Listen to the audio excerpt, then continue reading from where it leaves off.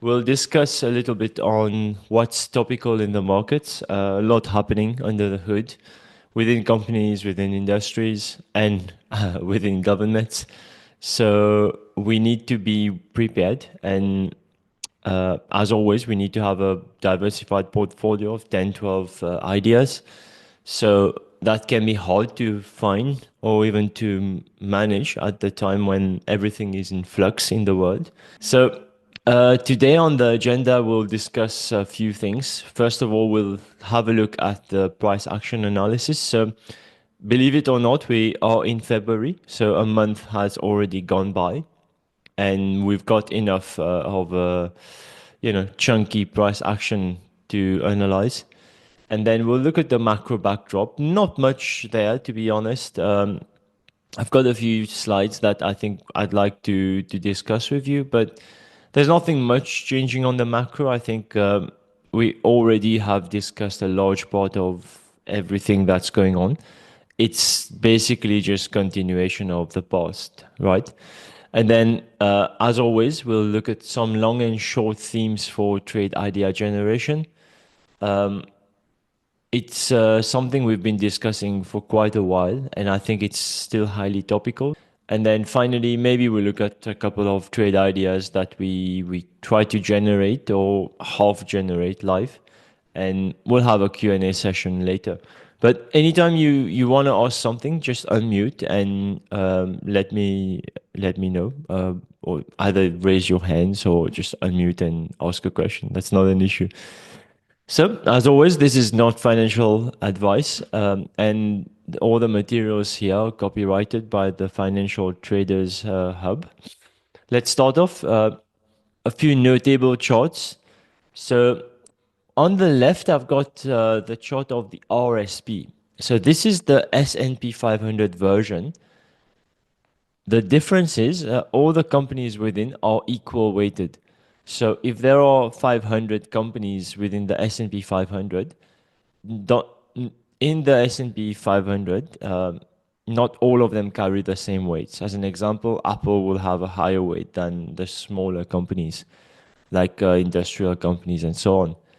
The RSP is the same list of companies. The only difference is everyone has an equal weightage. So this allows us to get an understanding of actually what's happening to the breadth of the stock market, right?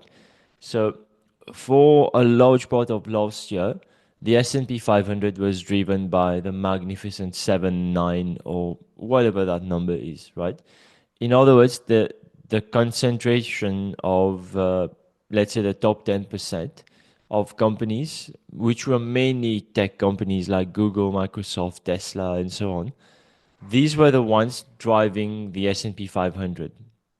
And the rest of the 490 companies, if you were to look at the performance there, there was like a mixed bag. Lots of companies that were just trading flat or even down on the year, and many companies that probably managed to have like a decent performance, but nothing like what you'd see with Apple, Google, Microsoft, and the Big Ten, right? So that's the important thing to realize. Not every company in the S&P 500 has the same weight, and here when we're looking at the RSP, basically, excuse me, basically what we're trying to figure out is at the economy, at the broader economy level, how are things going, right? Because the stock price of companies are reflective of the future prospects of these companies. The biggest indicator of how a company is doing or will do in the future is basically its stock price, right? Because this is reflecting day-to-day information that's coming out about the company, its industry, and so on, and that's getting priced in by market participants. So that's the most accurate view that you can ever get about a company. All the other indicators, RSI, and so on, they're just rubbish. They're basically a derivative of the price, right? So that's why learning how to read the price which is sometimes called as learning how to read the tapes. As in the olden days of Wall Street, a lot of this was done quite manually with people printing out these charts and sitting down with pen and pencils, rulers, and so on to analyze it. And that's why they call it this way. But coming back to this, right, on a more serious note, so if you were to look at the S&P 500, which is on the right, you probably would think, yeah, the bull market is doing really well, and we're just gonna break out higher, and so on. It's just looking like a 45-degree line, right? And at the end, if we look at the last few candlesticks, so basically these are weekly candlesticks. So towards towards the end of December, we had a little bit of a sell-off in the S&P 500, and then in January they kind of the market made up for it, and now we're back to the highs, and very close to breaking out, right? But if we look at the RSP, which is exactly the same set of companies, just the weights have been equalized, it's a slightly different picture. So the RSP is not showing that the market has made a new high, and it's even kind of pointing to the market wanting to go a little bit lower. Something to pay very close attention here, because um, even if the top 10% of the S&P can carry the S&P much further ahead, we have to realize that the top 10% have already moved a lot. Um, those moves are extended, maybe even overextended. And if they have a pullback, the S&P is definitely going to come back down. And with that, all the funds will be de-risking, and we'll have a bit of a correction or sell-off event. Nothing bad, a sell-off is very healthy. As you see here in the S&P 500, we've had probably maybe four instances of relatively big corrections. So that's very healthy, because this allows market participants to get back in at better prices, and it takes away a lot of the weak hands as well. So people who don't have conviction in the positions that they've got, or people who've got too much leverage, these corrections are basically like a health correcting mechanism that I think it's healthy. If you look at the history of the stock market, you always tend to have 10-15% corrections in a bull market, unless it's breaking down much further. There's not much to worry. If anything, we should be happy, because we get to get so we get to have a lot of our shorts working and protect the portfolio and even make money. And then as the market comes back up, we get to buy companies we've wanted to buy, but the price was probably a bit too much for us. And now we probably get to buy these companies 10, 15, 20% lower. So we always welcome whatever the market gives us.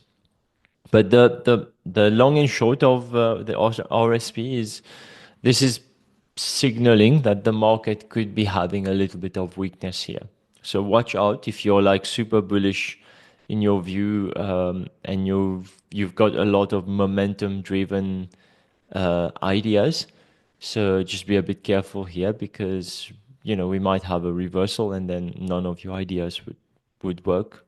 So as we structure portfolios, we need to understand what are the different factors across these holdings that we've got, right? And momentum tends to be one of them. You've got many stocks where the fundamentals have not necessarily improved, but the stock is just up 20, 30, 40%. And particularly in mid caps, you see this. So, these are situations that can be a little bit dangerous if you're long towards the later end of that move, because when the correction comes, it's going to be quite hefty as well. Moving on, so we also look at the IWM, which is the Russell 2000 ETF. So this is basically the small cap companies in the US. Again, we're trying to get an idea of the broader economy in the US and how it's doing. Um, since last year, or since probably mid of last year, we started looking at this trend where we thought that the market, the stock performance would broaden from the top 10 to the smaller companies in the US. Um, that's happened to some extent, but now if we look at the IWM, I think we're getting a little bit of resistance here, and that's predominantly macro driven. The Fed has come out earlier this week to say that they're going to keep interest rate as is. The US economy is healthy, jobs market are healthy, so they don't see a need to cut further. Um, I think the Fed is quite afraid with everything that's happening on a political level.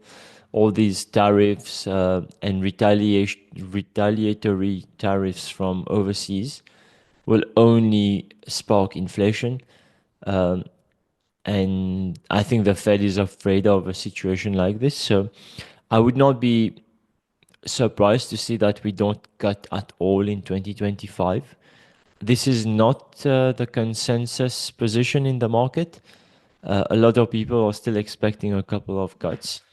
So if the Fed eventually decides they're not going to cut at all, the market is going to shift a little bit from here. Sorry, that wasn't me. That was my cat. 1 second. So, um, what's even worse is if we have the Fed who decides to hike 1 or 2 times this year. That's definitely not a situation that any investment bank or any investor has been thinking of, but it could happen.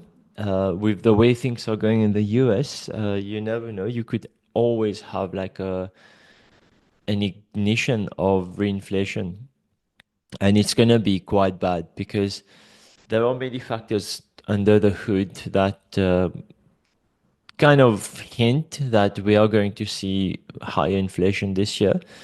And now, with all the policy decisions from the US government, I think a lot of them are highly inflationary. One of them, which I was discussing yesterday in the Discord server, is that's a new one. So they are basically um, deporting a lot of the illegal immigrants in the US. And these were people who were, a source of cheap labor in housing, in the hospitality industry, services industry. That's a fair number of people that will be taken away from employers who are already complaining of labor shortages, particularly in housing. I think in the ISM we've seen this a couple of times where many of these respondents were complaining about labor shortages. So, with this move now, what will happen is uh, there will be even more shortage or scarcity of labor. And then for the US workers to fill that gap, you would probably need to pay the right amount, which would tend to be much higher. So, who's going to foot that bill? It's eventually going to be the US consumer, right? Um, if you think about it, you have situations in the US where houses are unfinished, and now all the workers who are working on these houses are gone and they're not coming back. So you'll need new people who come and work on these work sites, and you'll need a lot of them. But meanwhile, these properties are unfinished, have zero value. You cannot sell them. You cannot do anything with an unfinished property, right?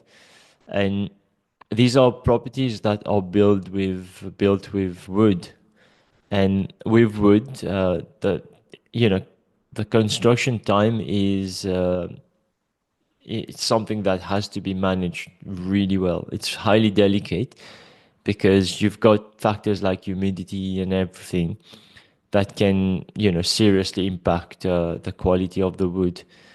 So that's a bit of a problem, right? Not something that maybe a lot of these companies had figured out, and they're probably scrambling to find solutions to these situations. Um, and they would likely be forced to throw money at the problem, which, in other words, is inflationary, right? Does anyone disagree with this view? I think that's something I should ask as well, because you might feel differently about this.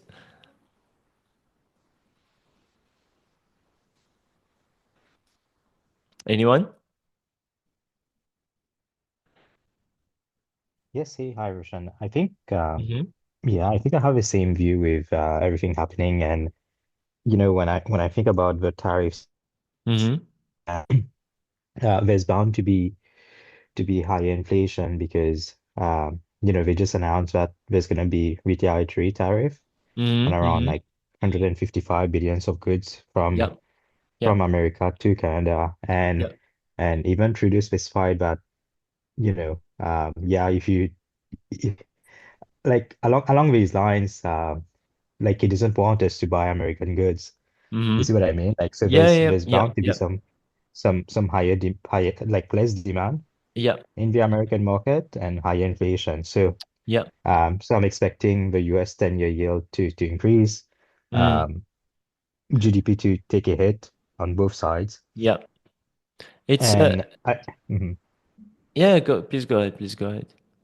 Yeah, GDP to take a hit on both sides. So, yeah. So when hearing these yesterday, I've already seen a lot of companies that I could short, for Yeah. example. Mm. So there's still a lot of downside when I look at the performance YTD or in the Mm-hmm. past 3 or 4 months. I don't think the market was expecting Mm-hmm. that to happen, but I think as from Monday, we might see some movement. Yeah. I mean, the tariffs on Canada were announced, I think, in the afternoon session of the US trading hours, right?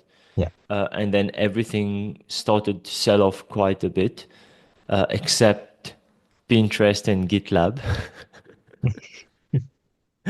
Um, but that's just to show you, right, how much uh, uncertainty there is going forward. And the market doesn't like that, right?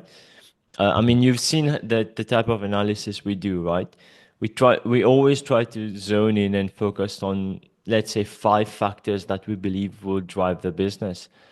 And our core focus is always on these five factors. If you throw in three more in the middle of our trade, we're not going to be very happy, right? And we're likely to Mhm. sell and then ask questions later. Mhm. And think about someone who's about to deploy capital, right? What's the incentive to do it today? Just wait and see what the picture looks like. See if you can, if you need to have a discount before you get involved, because maybe at these current levels, it's not the right thing to buy. But then you also think about it, right? Um, Governments love this. This is like another form of taxation, right? It's government who likes to have ways to collect money. That's especially Western governments. That's what they thrive on, because that's where the coffers will be filled, and then they will be able to steal a lot more from that, right? So I'm not naming any governments. I'm just saying Western governments. So if they listen to me, I'm not pointing fingers at anyone, right?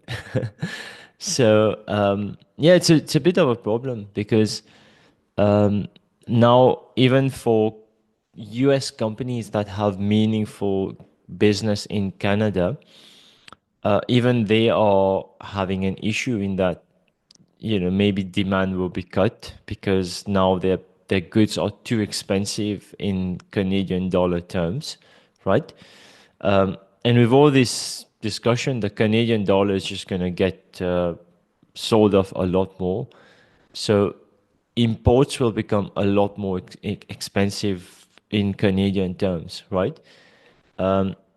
Which will make a lot of people or businesses question why they are buying these goods from the US, right? And that's how GDP could take a hit.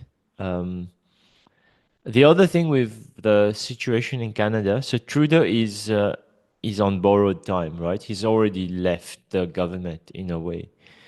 So whatever he implements now is only relevant for the next few weeks. I don't know when he's leaving, but it's not going to be like this for the rest of the next 4 or 5 years, right? So that's something to also keep in mind. Whatever he does or says is not necessarily the future for US and Canada relationships.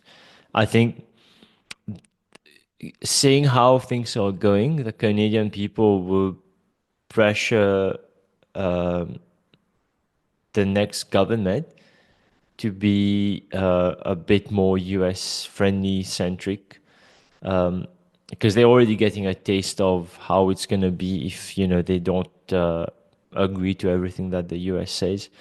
I don't know how this situation will unfold, but yeah, it's going to be an interesting one. Interestingly, I have quite a bit of investments in Canadian equities, so I think the plan for me is to start selling everything. I don't want to see anything in Canada anymore. But that's not just because of what's happening now. It's a bigger story. So let's come back to this, right? U.S. oil, crude. That's basically the price of crude oil. So if you look at this chart, right, crude oil has attempted to make a new high a couple of weeks ago. If you look here, particularly, it was a complete failure. So it went back down. We also know that Trump wants the price of oil to be lower, right? So I I am negative or I'm bearish on oil prices. So now is the time to start looking for shorts or companies that you believe could be long because they have input costs which are closely related to crude oil prices. So my view on oil is that it's probably going to go lower because Trump wants that, and the economy globally is also slowing down quite a bit. So it might just come down as a factor of this. China, India, and many of the European countries also not firing on all cylinders. So and also, the US is a big driver here. There's been a lot of demand from the US itself. So if there's a little bit of a slowdown in the US, add the slowdown in China, India, Europe, I think that paints a good picture for a slightly lower oil price. I'm not seeing oil price going to 40s. I think that's a bit too premature for this. But maybe back to 65 or 60 to 65. That's probably something reasonable. And with that, you would be able to get, quite significant moves in the equities as well. So well worth looking if you're struggling for long or short ideas. There's another situation with the tariffs that I forgot to mention. So the US, if you put up a map of the US, you'll see companies in the Midwest region.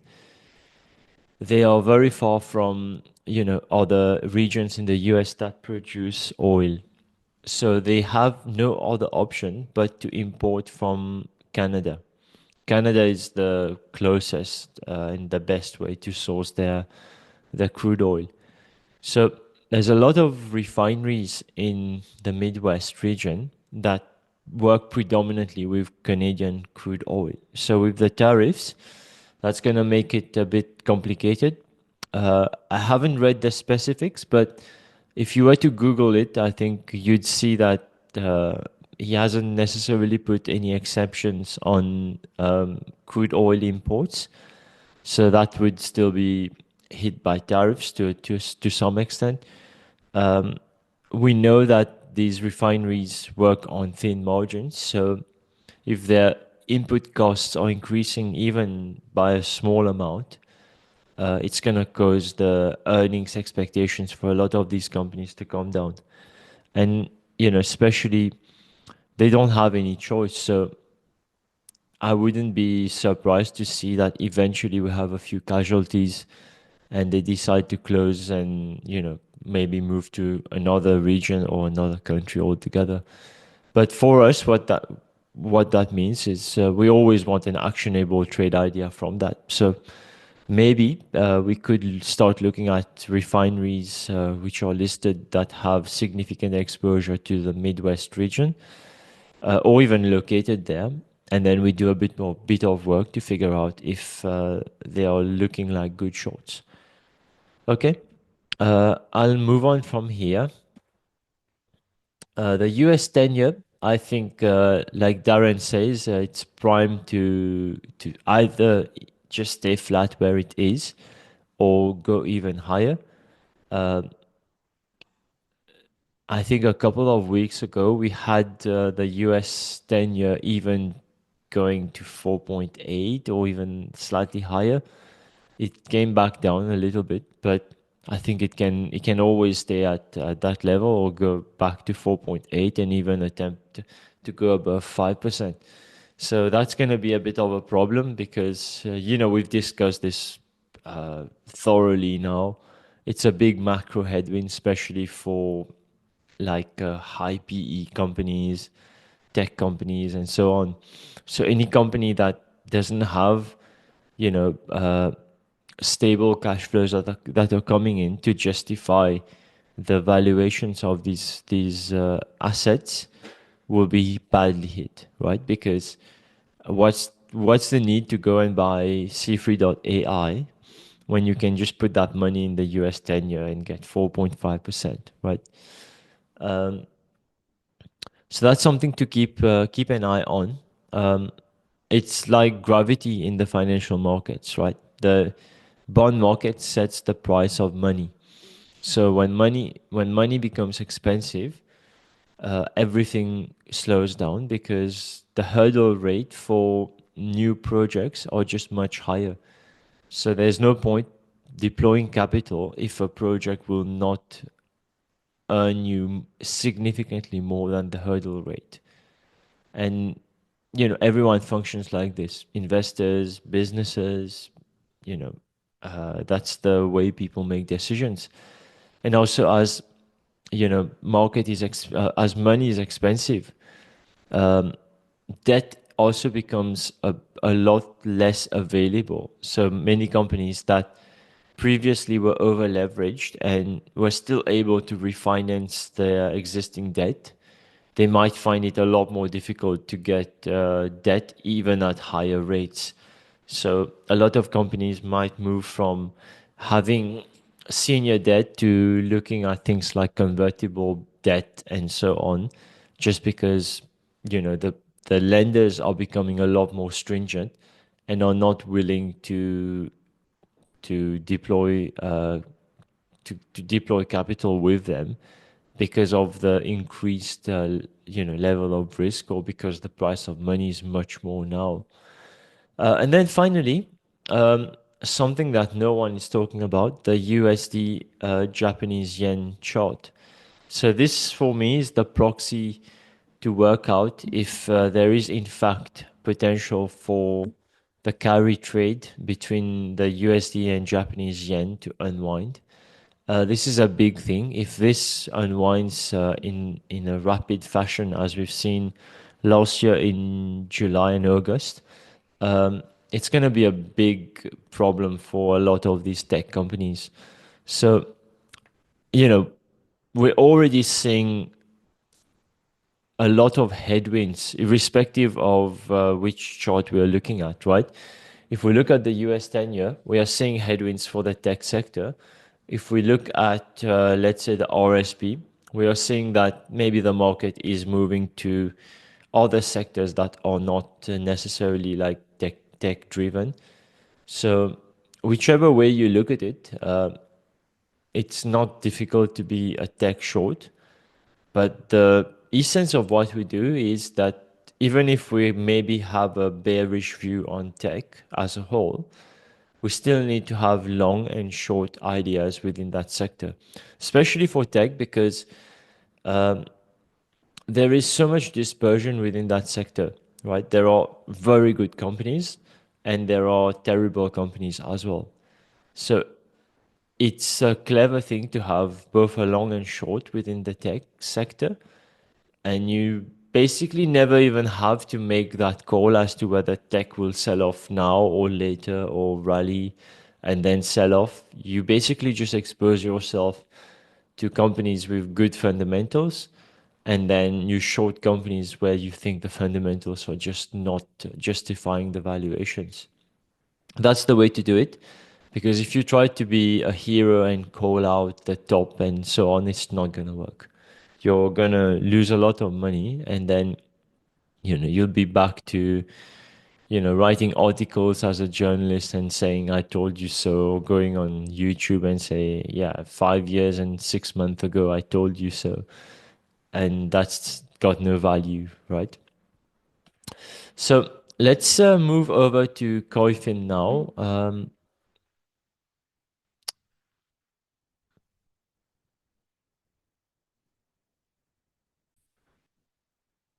Right. So you can all see my screen, right? I'm on Koyfin at the moment. Yes. Okay, cool.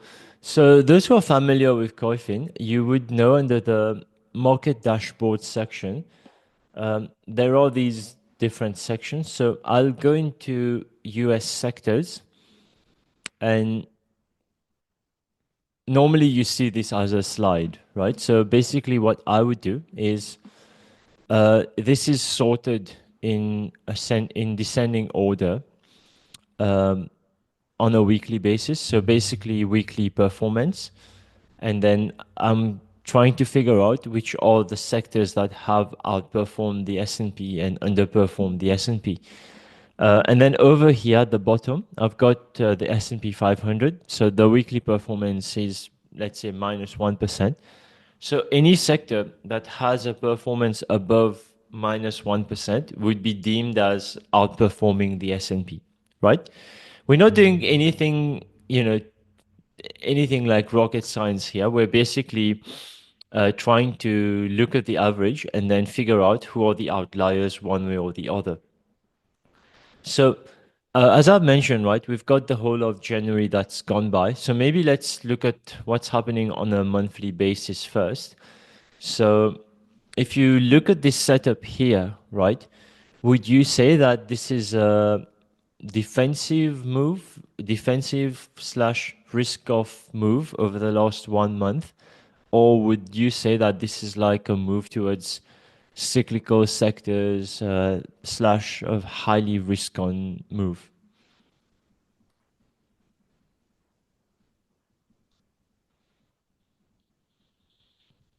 I think you might need to take a few seconds just to look at them and figure that out, right? So I'll give you your time here.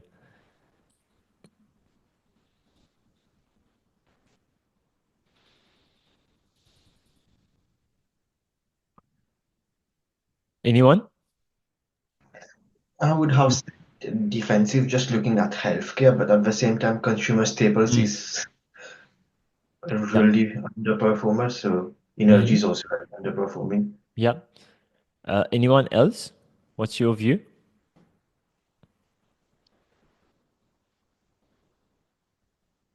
Yeah, I look like it looks like pen to me too. A bit of a mixed Because bag, right? yeah, and Um, probably the inflationary stocks are yeah. also getting If credited. so, if we were to look at the monthly basis, 2.69 would be the kind of the benchmark, right? So all the sectors above here were outperformers, and then these ones were underperformers. Um, if we stray a little bit from that method, because here we also have to be a little bit more dissecting. Consumer discretionary has been doing relatively well. A large part of that is because of the consumer sentiment and jobs market holding up. But it's not like a standout sector too, right? So it's outperformed the S&P, great. But we also have to look at this in a way that it's been performing really well in the last few months. So definitely a positive. It's a continuation of what's been happening in the past. But would we read a lot and say that the market is really going risk on here? Probably not just on that basis. If we look at energy, it's been an underperformer, right? And you would think that makes sense because the price of oil has corrected a bit. And then if you look at healthcare, that's definitely a defensive move. But the thing to realize with healthcare is going into the elections, election results, and so on, there was quite a bit of a sell off in many of these names. So this might just be, you know, strength that's coming on the back of a lot of these companies being oversold. Financials, that's definitely a risk on move. Communications, I would say risk on too. Materials, definitely risk on. Industrial, definitely risk on slash cyclical. Consumer discretionary, again, cyclical. Utilities, that's defensive.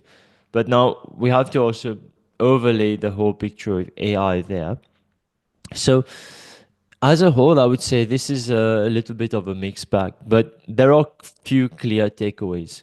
Tech was down 0.07%, as every single other sector was up, right? So all the discussions we're having about tech shorts and all of that, can you see how this is being played out in the market? I mean, sure, in tech, there are companies that have been up 20, 30% in the last month, but as a whole, the tech sector is down 0.7%, right? And I think this is going to continue, and that's on a monthly basis. So that's one clear takeaway. The consumer discretionary is another clear takeaway. So investors are still confident that the consumer spending landscape is going to improve and keep improving. I don't disagree with this either. Also, what's important to understand, again, it's from a policy perspective. So Donald Trump is discussing measures like removing income tax in the US. He started with saying that overtime should not be taxed. So he's going in that direction. And eventually, what that means is he's finding ways to put more money into the pockets of consumers, right? In his first term, he's done exactly that. Um, there were it started off with the corporate taxes being reduced. So that created a lot of repatriation of capital from overseas into the US. So that drove the stock market higher. And then eventually during COVID and everything, you know, with the stimulus checks slash helicopter money. So that put a lot of money in the consumer pockets. And obviously that's highly stimulative. So once again, you know, I think the Fed is looking at these situations and just, you know, shaking their heads and feeling a little bit scared about the future in terms of inflation too. So these are the ways to look at this. You won't always get clear-cut answers, so you have to be able to look at a very nuanced picture and make your own interpretations from there based on what's going on. Let's look at this on a weekly basis now, right? So communications, healthcare, staples, financials, consumer discretionary, materials, real estate, these were all the outperformers. This looks relatively more risk off to me. Would you agree with this view?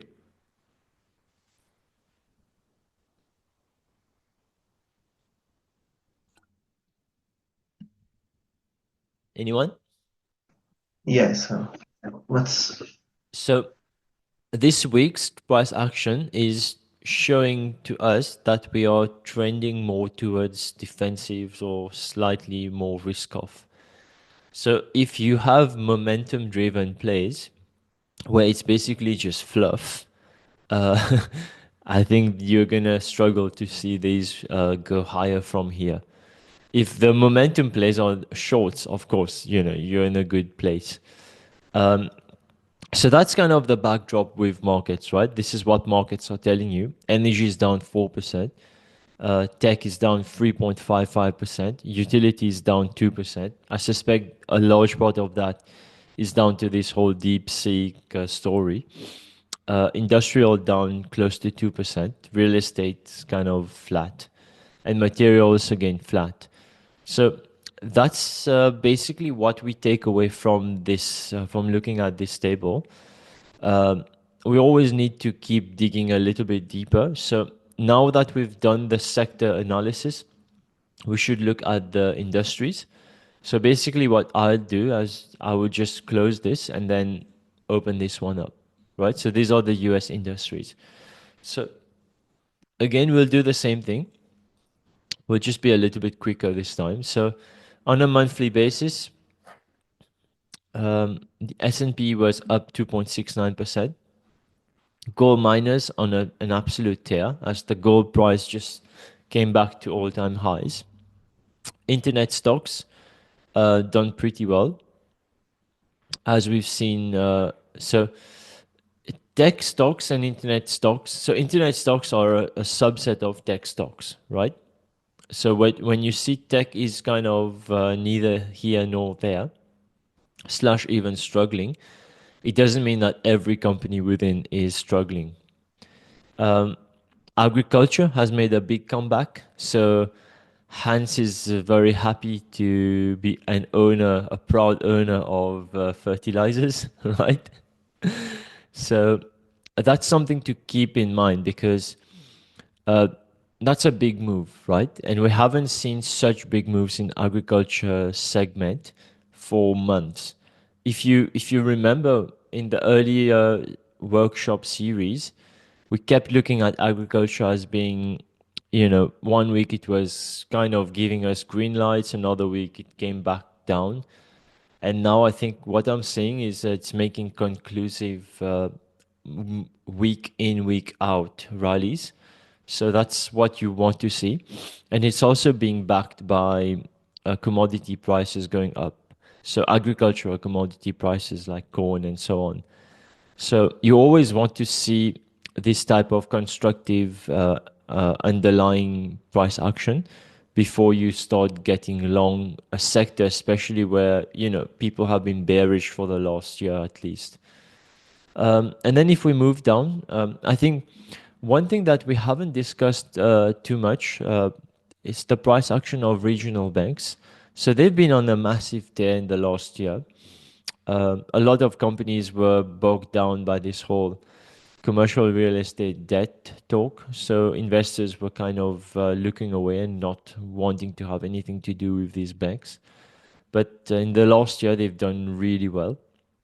And there were definitely a few that we should have been long. So this is normally a bit of a more complicated industry to analyze, but not impossible. And I think at some point when we get a little bit more skilled in the group, we need to start looking at banking or investment banking too, and try to understand the business model there, how to analyze it, and how to find long and short ideas within these more trickier industries. Then let's look at the underperformers. So energy, clean energy, of course, because Trump says he doesn't believe in renewables and so on. Semiconductors, this is like a very faint performance. Retail, I would expect it to have done a bit better with the consumer discretionary sector. Again, not much else to note here, right? Home builders, that's the one I was looking for. So home builders are up 3.7% on the month. If you look on a yearly basis, it was up 7.7%. So that's definitely a sector or industry where investors are really not sure which direction to go, right? So there's a lot of headwinds, especially with what we've discussed earlier, not just the high interest rates, but also shortages of workers and so on. And this is going to hit the housing sector quite badly. So we have to keep an eye on this, and we probably want to start playing within this sector. I'll pause here. Do we have any questions?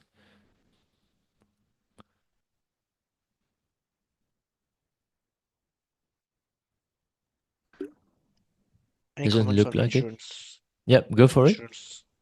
Any comments on insurance, Roshan? Not really. It's not a sector I look at that much. Um, we were expecting to have a bit of a sell-off after the California wildfires. Um, there's not been much there. I think a large part is because these wildfires were excluded from people's covers. So, you know, this is a sector that doesn't do much generally. It's a bit of a boring sector. These companies already have their market share, and they're not necessarily aggressively growing their market share or even, you know, growing the pie itself. So, companies are very happy with the customers that they have. They just manage the business, grow the business a couple of percent here and there. But I think this is a sector to start looking into as you get more inflation. And not the insurers per se, but if you can find an intermediary like insurance brokers, where these guys earn a percentage of the premium, so that's their revenue. And with inflation, premiums will go up, so these guys will earn higher revenues. And at the same time, so insurance broking is a highly, how would you say this? It's a highly systematic type of business, right? Highly process driven business. What that means is there's a lot of potential to implement AI to actually improve efficiency of the staff. It probably even means, cutting staff costs and still being able to service the business and even do a lot more with AI. So this is a segment that could be exposed to higher revenue growth while at the same time seeing margin improvement, right? And for us, if we're able to find a few companies like that, that's a definite long. Does that make sense? Yeah, thank I you. mean, so I'm looking at the audience today. Probably everyone except Hans is from an insurance, reinsurance background, right? So we know what I mean exactly when I'm saying it's a highly process-driven industry, right? It's a lot of emails, a lot of documentation, a lot of, like treaty signatures and Regulation too. Mhm. regulatory filings. What else? Like invoicing. It's that type of business, yeah? And a lot of this can be made a lot more efficient, right? So we just need to go find these companies which might be exposed to these types of tailwinds. And generally, the guys who are doing this well would be mid caps. So for us, that's an amazing long opportunity. I'll leave it here and not give you further names to look at because that's your job to now just go into this. So let's say I find an industry that's a little bit intriguing, right? This is what I would typically do. So before I do that, so we were looking at the monthly performance. Let's just quickly look at weekly. So on a weekly basis, not much of a change. It's pretty much the same kind of moves. Of course, we've seen a bit more bearish action in oil services, EMP, and so on. Home builders now conclusively negative. I think the housing sector is full of shorts now.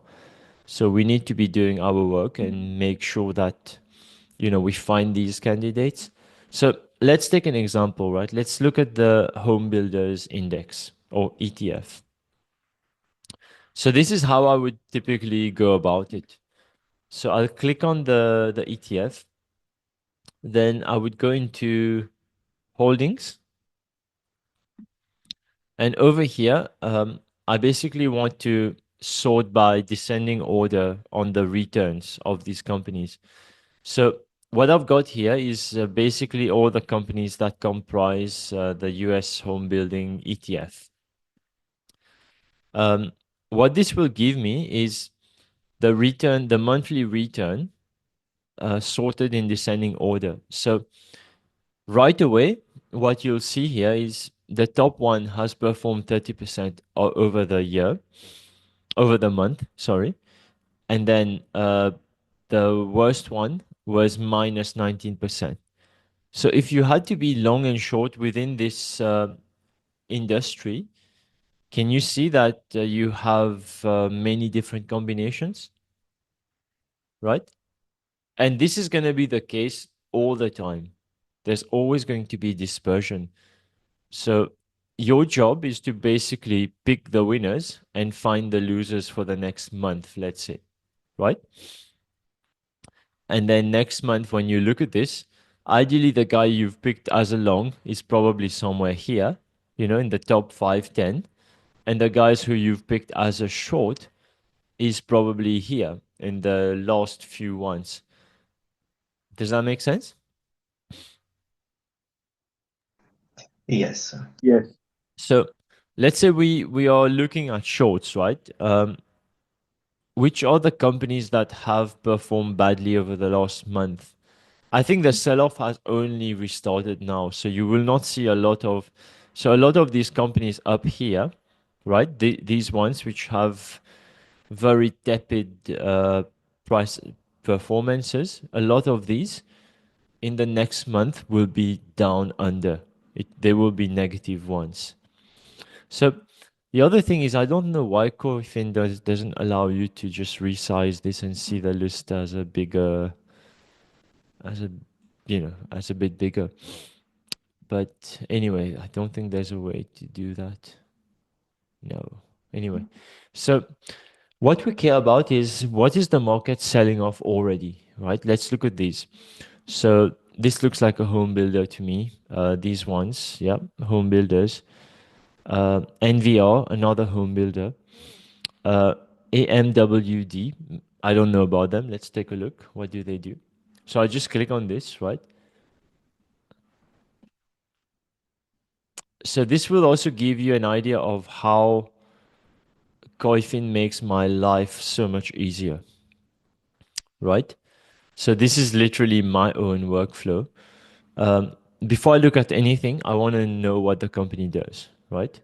So description, it manufactures and distributes kitchen, bath, and home organization products. So remodeling, new home constructions. That's giving me a very good idea of what these guys do, right? So this is basically like furnishings. It's a 1.2 billion market cap. So I'd be quite skeptical of shorting it here. But anyway, I'll spend maybe 5, 10 minutes looking at the company and figuring out if I should pursue it further or not. Just looking at this, so it's 10 times forward PE. So the market is not expecting a lot from this company.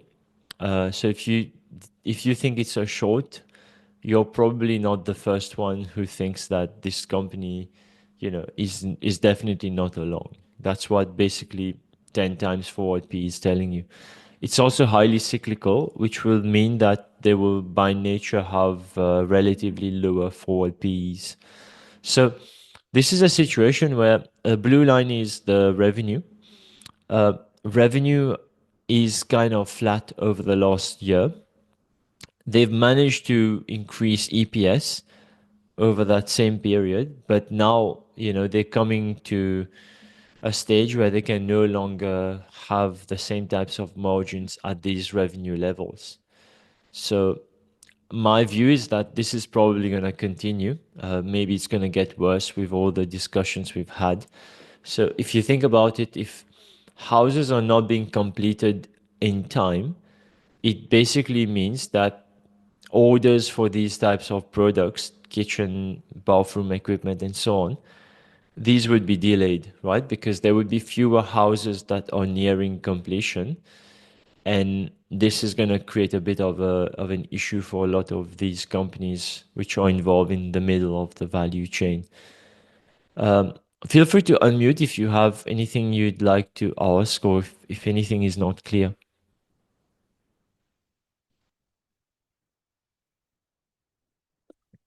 Okay, I'll continue. So just looking at this, I don't think I'm not going to short it just because it's too small of a market cap. What I'm going to do though is look for something that might give me a good shorting idea. Let's look at this one.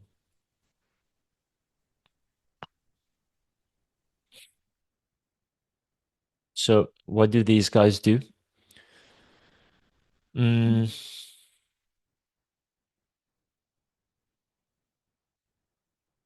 Okay, energy efficient insulating glass spaces. So basically window, door seals, door hardware. I'm not sure what this word means. So, Google is my friend always. Okay, wow. Okay. So it's actually it's coming from a French word which means window. I should know this. Anyway, in addition, so these guys are basically like door frames and windows, glass, insulating glass, and so on. Again, too small a market cap, but let's just take a look at what's happening to the company itself. Somehow they had a big increase in their revenue, but earnings did not really change much. So, yeah, I mean, maybe this is something you look at from a long perspective at a later stage when things are turning a bit. But for now, there's nothing much for us to do. Let's look at something else. So my view was that some of these home builders will eventually come in the negative section next month. So we already have a few. So MHO is a major home builder, Leonard Corporation as well, Lennox International as well. So we could probably look at, let's look at this, MI Homes, right? So 3.4 billion market cap. I think we can do better. Let's look at. So the larger ones are still holding up, right? Where is DHI? So DHI is the one we looked at last time. Second, I'm just going to look for it here. Okay, it's here. So it's still kind of holding up, right? But I think it's probably the next one to go. We could start looking at this. Let's look at this one because I'm not necessarily just wanting to go for a home builder company itself. I probably want to look at something that's in the middle of the value chain, so something that supplies these home builders. So that's the reason I'm picking this company. Let's just quickly take a look. What do these guys do? So this is basically structural solutions for wood, concrete, steel. Okay, that's exactly what I'm looking for. So these are the guys who provide the bare bones of the house, right? 7 billion market cap, 20 times forward PE. I think it's worth looking into a bit more. So revenue has been flat. Now it's maybe decreasing a bit, and earnings is also starting to come down. I think this could be a good short idea to start looking into, but it's too premature to say that now, right? we need to understand a little bit as to what's happening to the company. First of all, let's move back to overview. So this is basically what's expected of the company. Grow revenue by 4%, grow earnings by 8%. And then in the next year, grow by 4% again, but EPS growth is much smaller. So that's an interesting one.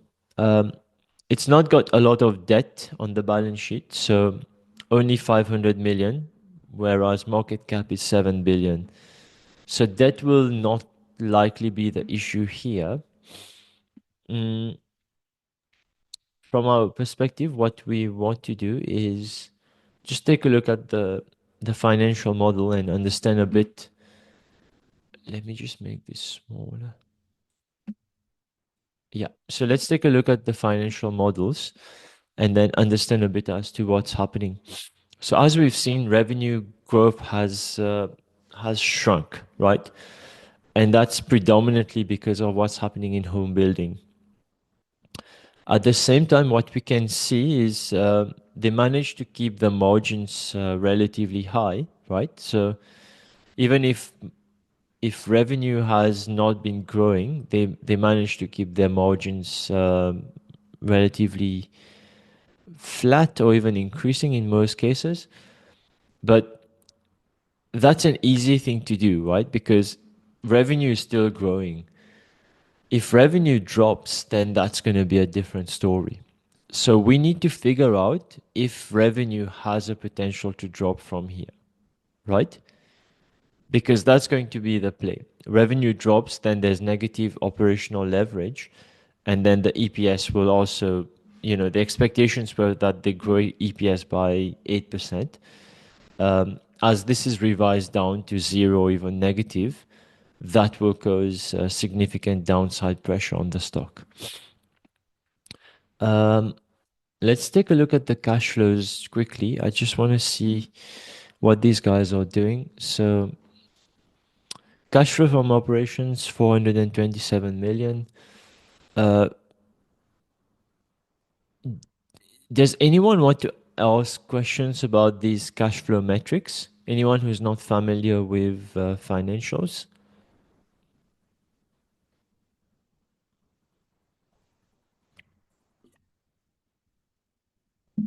Hans, are you following?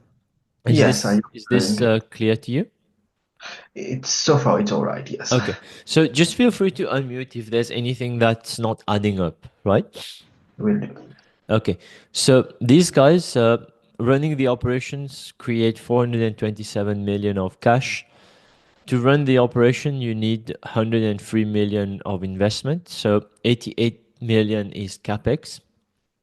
And then, of course, they've got cash acquisitions, divestitures, and so on. So on average, it looks like they are kind of investing. Okay, so that's a one-off, right? Because they made an acquisition here. So on average, it looks like they're having higher than usual capex, and this only seems to be growing. That's an interesting thing. And then what I wanted to see is, are they doing any buybacks? So they bought back 50 million in 2023, so 100 million in the last 12 months, right? So 100 million out of 7 billion is nothing, right? They pay dividends, right? And cash from financing. So basically, they pay 251 million here. Okay, just want to revise these numbers for the last 12 months. So cash flow from operations has dropped quite significantly. I think they would be negative. They still managed to make a positive free cash flow. Okay, but that's decreasing, right? So the stock price will not move based on what you're seeing here. The stock price will move based on what will be printed over here. So in this situation, we need to do a little bit more work to see whether these metrics could deteriorate further, and whether we could get into a situation where free cash flow just dries up.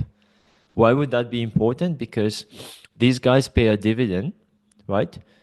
And we would need to see whether there would be any situation where they don't increase dividends, or whether they even reduce dividends, which I think will not happen.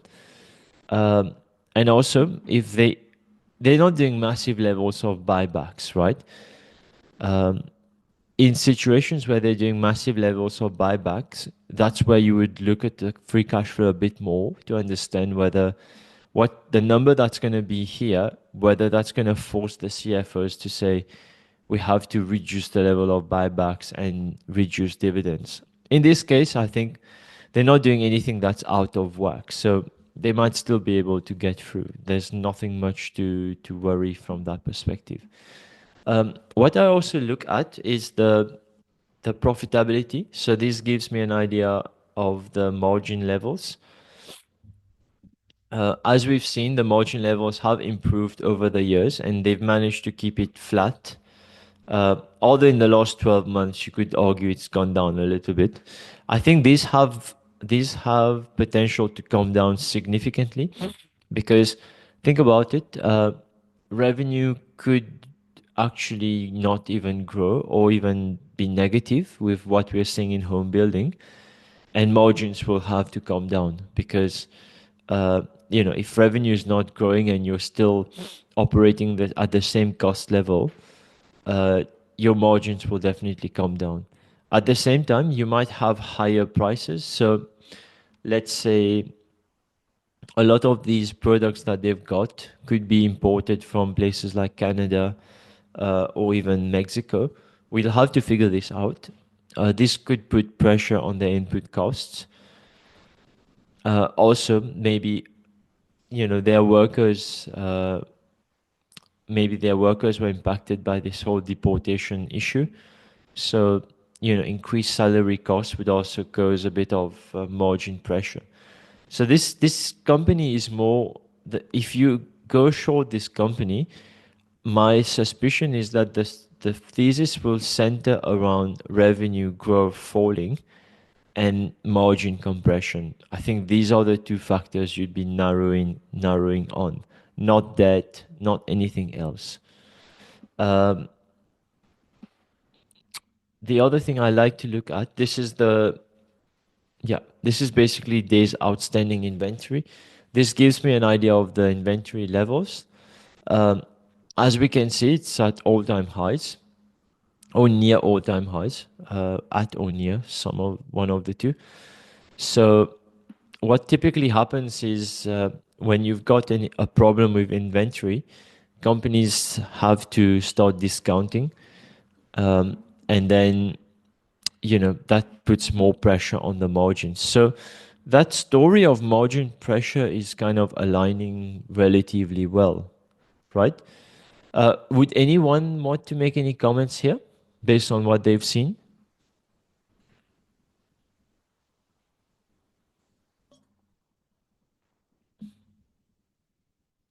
Not really? Okay. So this is a company that I probably would want to look at a bit more. So what I will typically do is I would just say add to my watch list, and then I'll add to short watch list, right? So I'm basically just earmarking this for further research, because I don't want to go too much into the weeds with just one company. This whole process I've shown you would probably take me, let's say, 5 to 10 minutes, right? Essentially what I'm doing is isolating a few companies that I think could be good shorts. And then eventually what I'll do is I'll start peeling through their actual investor relations information, understanding the KPIs, and basically what I thought would happen here is you'd have margin pressure. So go into the company information, trying to validate and see validate or invalidate whether there's potential for margin pressure there. Sometimes if I've got a little bit of time, what I'll also do is I'll look at the transcripts. So let's look at the earnings call, right? I'm not going to read the whole thing, but what I want to read here is anything related to margin, right? So that's basically how I do it. That's my way of finding shortcuts. So I will read this section around margins. So as we can see, margins have declined slightly. Again, operating margin declined slightly. And then they are talking about the industry itself, right? Now turning to our growth initiatives, a lot of nonsense, right? So this is basically the important part. We operate in the markets we operate, continuing above market growth relative to US starts, returning to the top quartile of our proxy peer groups for operating income margin and long term. So that's basically their goal, right? They want to be amongst the top in the industry and have market beating growth rates. At the moment, if that's an ambition, it means they're not there, right? What I also sometimes do, just as a quick scan, is I will type in the word challenge. In summary, despite near-term macroeconomic challenges, so all home builders or housing companies have been saying the same line. We remain optimistic in our ability to outperform US housing starts, which we now expect to decline in the low single-digit range from 2023. So this is a company, I think this is worth noting. This is a company that's every single day talking to home builders, right? And they are saying that their expectation is that the housing starts will start to decline from here. This is a very meaningful piece of information. Would we agree with this? Yes. Yeah. So The projection for 2025 is to be grow in a low single digit, right, Roshan? That's the future? yeah, but look, when they said this was October, right? Yeah. So people always say these things like low single digit range, and then eventually it will just be zero or negative. Yeah. If they are telling you that as where they were sitting, and October 2020, October 21, you did not even have the change of stance by the Fed, right? That came a bit Yeah. later, I think towards mid-November, if I'm not mistaken. So even before that, they were expecting low single-digit declines. And they're comparing it versus 2023 here. And Yeah. I think what they are trying, because remember, these guys are always going to be optimistic, right? And they are telling you that they don't expect a lot in terms of housing starts. So I think for me, that's a very insightful piece of information. They will not say it right, like they will not say it word for word, like we expect it to be terrible in in the next 4 quarters. They will normally, you have to read in between the lines here. European Exactly. housing That's what I was. starts are expected Yeah. to decline in the high single digits. So this is basically like telling you that if you have a European-based housing company, home building company, you should be selling it. Yeah. So this is a big piece of information. And then typically, if I have time, I will read through most of the sections. It's also important to go through these transcripts because these give you an idea of future projects that they might be looking into or might be looking at the moment. Like sometimes companies are undergoing some structural transformations, like maybe they are selling some software or subscriptions, or having any like special projects internally, and they will talk about it in their earnings call. So if you're new to the company, that's the place where you'll discover all these topics, and then you'll be able to figure out from there onwards what's the likely growth path of that company. Um, yeah, so they are still hell bent on outperforming U.S. housing starts, right? That's basically how they measure themselves, their yardstick. Sometimes what I will also do is go through a couple of these analyst questions just to see what the market is worried about, and then figure out what the management is saying in response to these questions. So in this case, I'm not gonna go too much further into this company. I'm gonna go back to my industry analysis and then try Mhm. to find a Roshan, couple more. Hmm. yeah, I have a quick request. Um, can we can we please look at WFG? I think I saw this company yesterday, It's and a wood something, right? That's yeah, timber, right? yeah, that's right, that's right. So I think there's a lot of room for a very big short and a lot of money to be done on it. Given the exposure to wood Canada. export and lumber export. Yeah, correct. Yeah, let's look at this.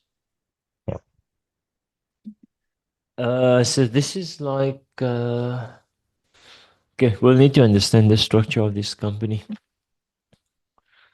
Because sometimes what these guys do is they own land and stuff. So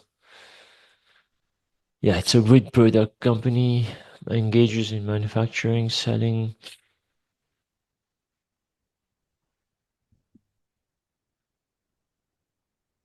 Okay, so it's headquartered in Canada. Mm, Okay, and probably sells a lot in the US. Yeah. that's right. That's right.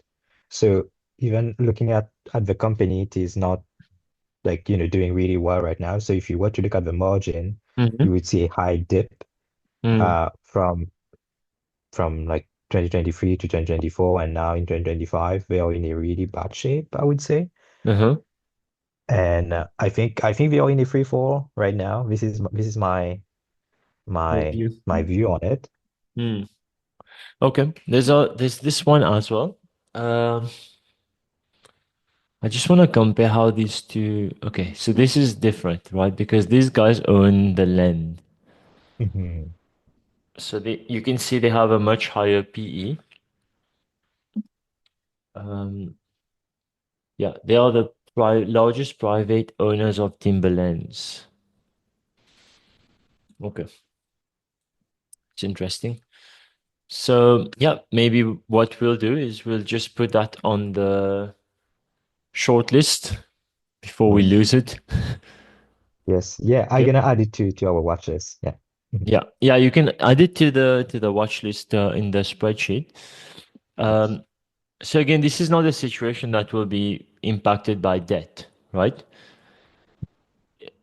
The downside is not coming from debt. It's got very high levels of cash. So from that perspective, it will be okay. Um, these projections are crazy. Look at this. So projected to grow like uh, from $1 to $4.7 of EPS. That I don't know what's behind this. Maybe the company has just made an acquisition or something, but this seems very high.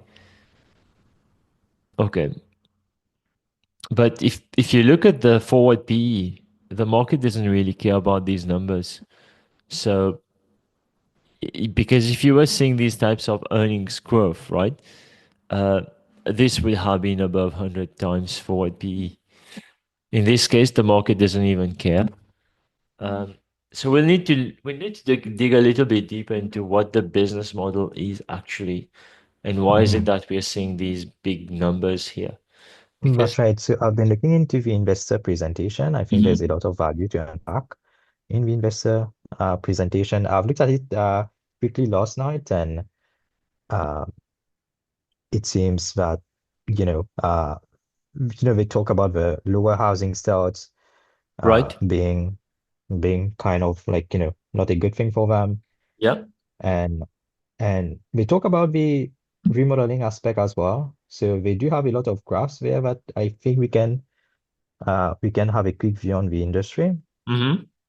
But yeah, what they meant to say is that I think they're gonna revise their guidance lower again.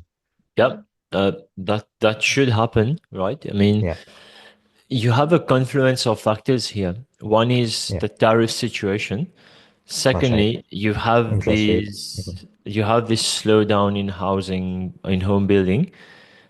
And on top of that, you have a even bigger slowdown with these illegal workers, right? Mhm. So that's a very difficult situation for them to manage based on what they do, right? Correct. Um, yeah, this is something I would need to go into the earnings presentation just to get an idea of the segments and really figure out where the downside potential could come. Um, Even if it's looking as clear cut as this, I would never just go and short it without doing the proper work. Mm. And as you can see, right, a lot of this doesn't take a lot of time, right? It's taking a bit longer because I'm talking about it and so on. But if you were to sit down and just do it mechanically on your side, it's a 10, 15 minutes job and you get a very good idea of the company, whether, Mhm. you have to look into it more or not. So in this case, so revenue declining is not actually something that's new. It's been happening from 2022, which makes sense because that's where US housing or home building peaked. Um, so margins have been cut quite significantly already, right? Mhm. And then net margin is terrible. Okay. Wow. Somehow this company is still holding up. Okay. That's right. So let's see what's keeping it up. Um I think a large part of what could be keeping it up is the positive or just the hope that the home building segment will come back, which it will not as quickly as people expect.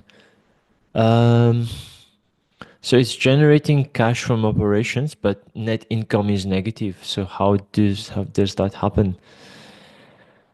So it's playing on the depreciation aspect. Is that the only thing? Mm, just give me a second. I'll figure it out. Yeah. So basically, this is this is accounting shenanigans. Yeah. Mhm. So it's okay. It's income. Okay. Because sometimes what could happen is you could have a sale of an asset, right? They might be divesting in, let's say, non-core activities. And even if net income is negative, then that's a positive.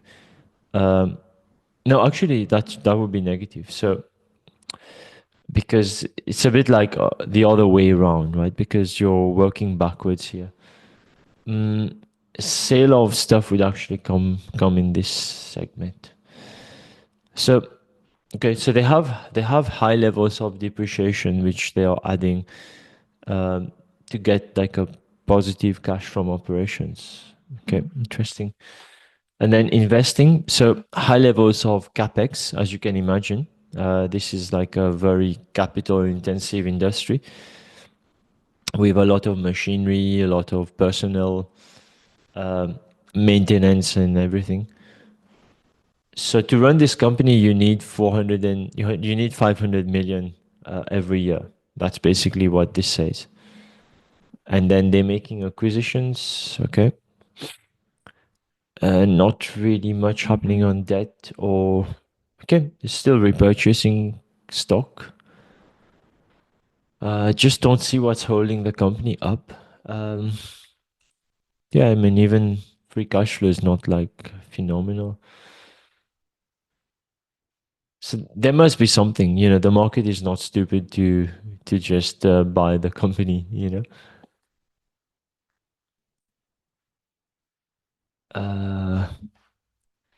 Okay, margins are already negative. Okay. Let's look at inventory. It's not that bad. Okay, I don't see anything at the moment. Should probably go to the actual company information and try to figure out what's keeping this company up. Um, yeah, I mean, it has very high levels of cash. It's interesting. And if you see here, it's starting to get downgrades from at least one analyst. So I would doubt that the market has not figured it out. That would be unlikely. But yeah, I mean, with what's been announced on Friday and I think yesterday, right, with Canada retaliating, uh, I think this has a bit of potential for investors to just look at this and ask questions. Let me just quickly take a look at how it's looking technically.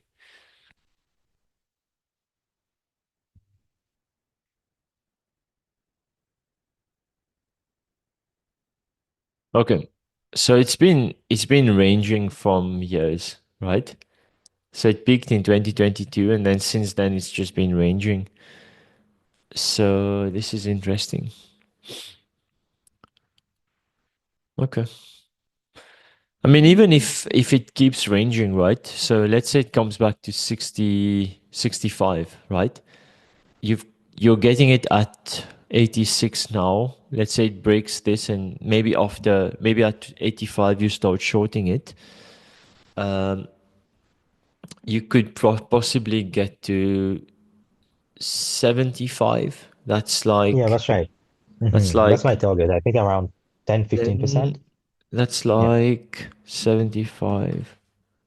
It's not a lot, yeah. It's like 12% correction. Yeah. You're also not asking a lot from the stock, so that's uh, that's possible.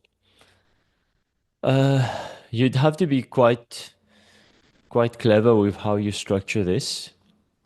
I probably would structure this post earnings. So wait for earnings to come up, get the information. If it moves, that's not a problem. Let it move, and then you assess all the information and then figure out whether it's actually a short from here.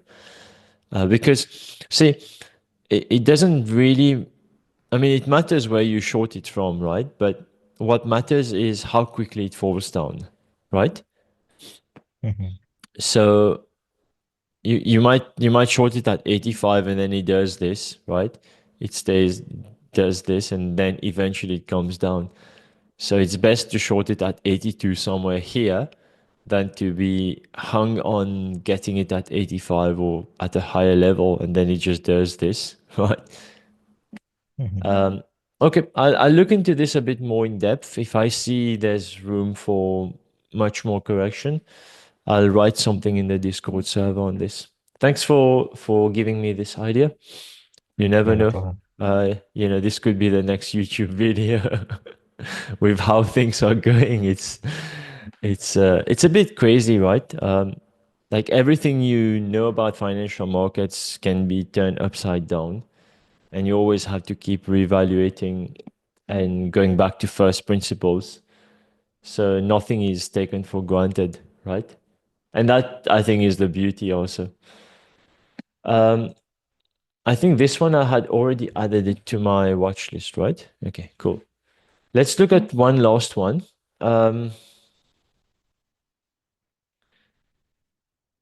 So FND is here, right? I think FND, we've spoken long about it. We don't need to go into it any further. Um, the one company I wanted to discuss was this OC. So what do these guys do?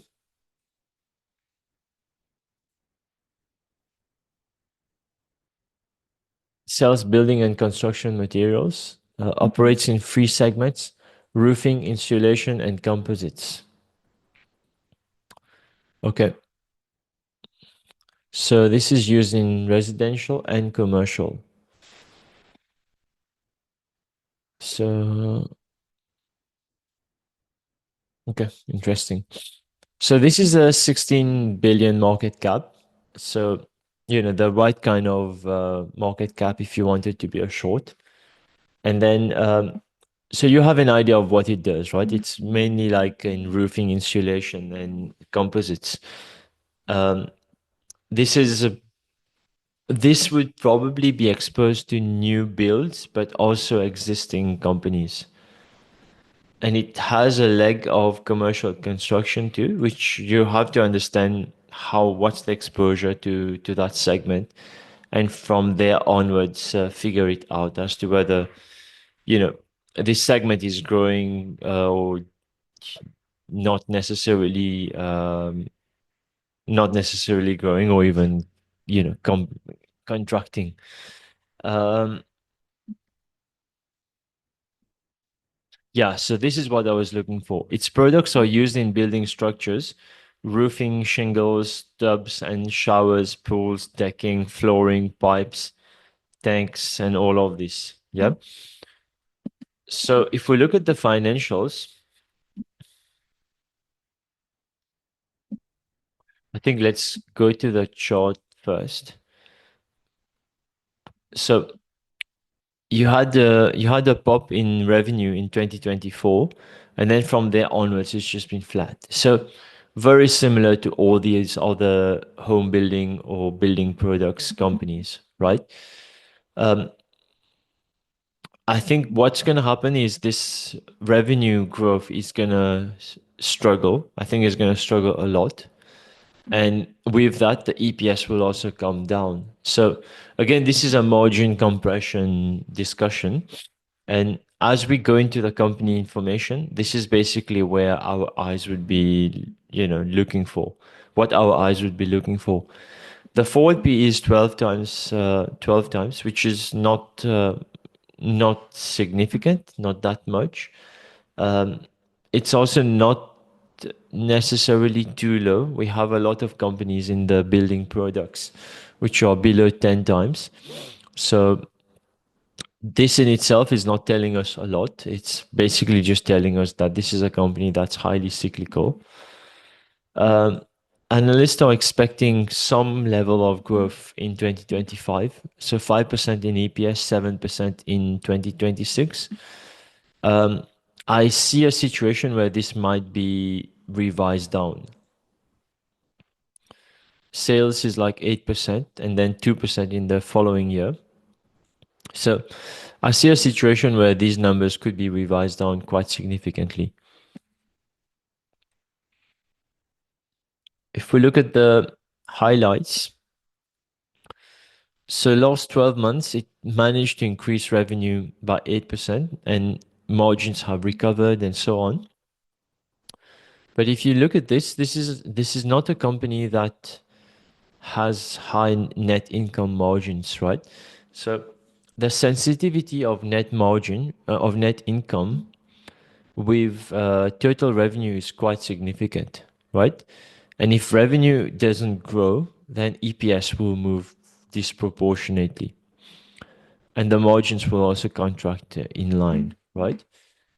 Um, in terms of, I wanted to see this right. In terms of debt, so 16 billion market cap, 6 billion of debt, and increasing, right? So this is where it gets interesting for us. So this company, we need to figure out why they increased their debt here. Was it to make an acquisition, or was it um, to run the operations of the business? What was behind it? Yeah. Um, we'll get all that information from the company information. So I hope this is useful, right? I'm basically just showing you the process from Koyfin that allows me to eventually write a few points down that I will be looking much further into the company information. So instead of just looking at PDFs with 50 slides, I'm basically focusing on only these items that will actually move the needle, right? So does that give you an idea of how we can shortcut our way to success quite significantly? Just give me a bit of feedback from your end. Yes, I think it's very helpful. It will help me go much more faster. Right. Anyone else? Yeah, same Roshan. Yeah, Helps a lot. because see, the one thing that we've seen this for months in the Discord server, right? People are struggling to, first of all, like discover these names, right? Because these are not household names, right? That's the first thing. Secondly, do a little bit of value chain analysis. That's also where they struggle because they're not familiar with that world, right? They don't have that much perspective. They haven't looked at these companies before. And then thirdly, I think there's a little bit of paralysis that happens as to what should I be doing from here? Where do I get the information? How do I know what matters, what doesn't matter? 95% of the stuff will not matter, because all these numbers are already into the price, right? These numbers itself won't actually move the price. What you're trying to figure out by looking at these numbers is to understand the business model at a very high level, understand what could be the problems if one or two of these factors move, whether it's revenue or cost or margins or some cash flow items, and then you're drilling down and trying to get closer to the truth, right? So this whole process, you have to do it manually a few times for a few months, and then you eventually will get it. And it doesn't take that long if you actually are just doing it on your end. What it also helps you to do is to get familiar with these names, right?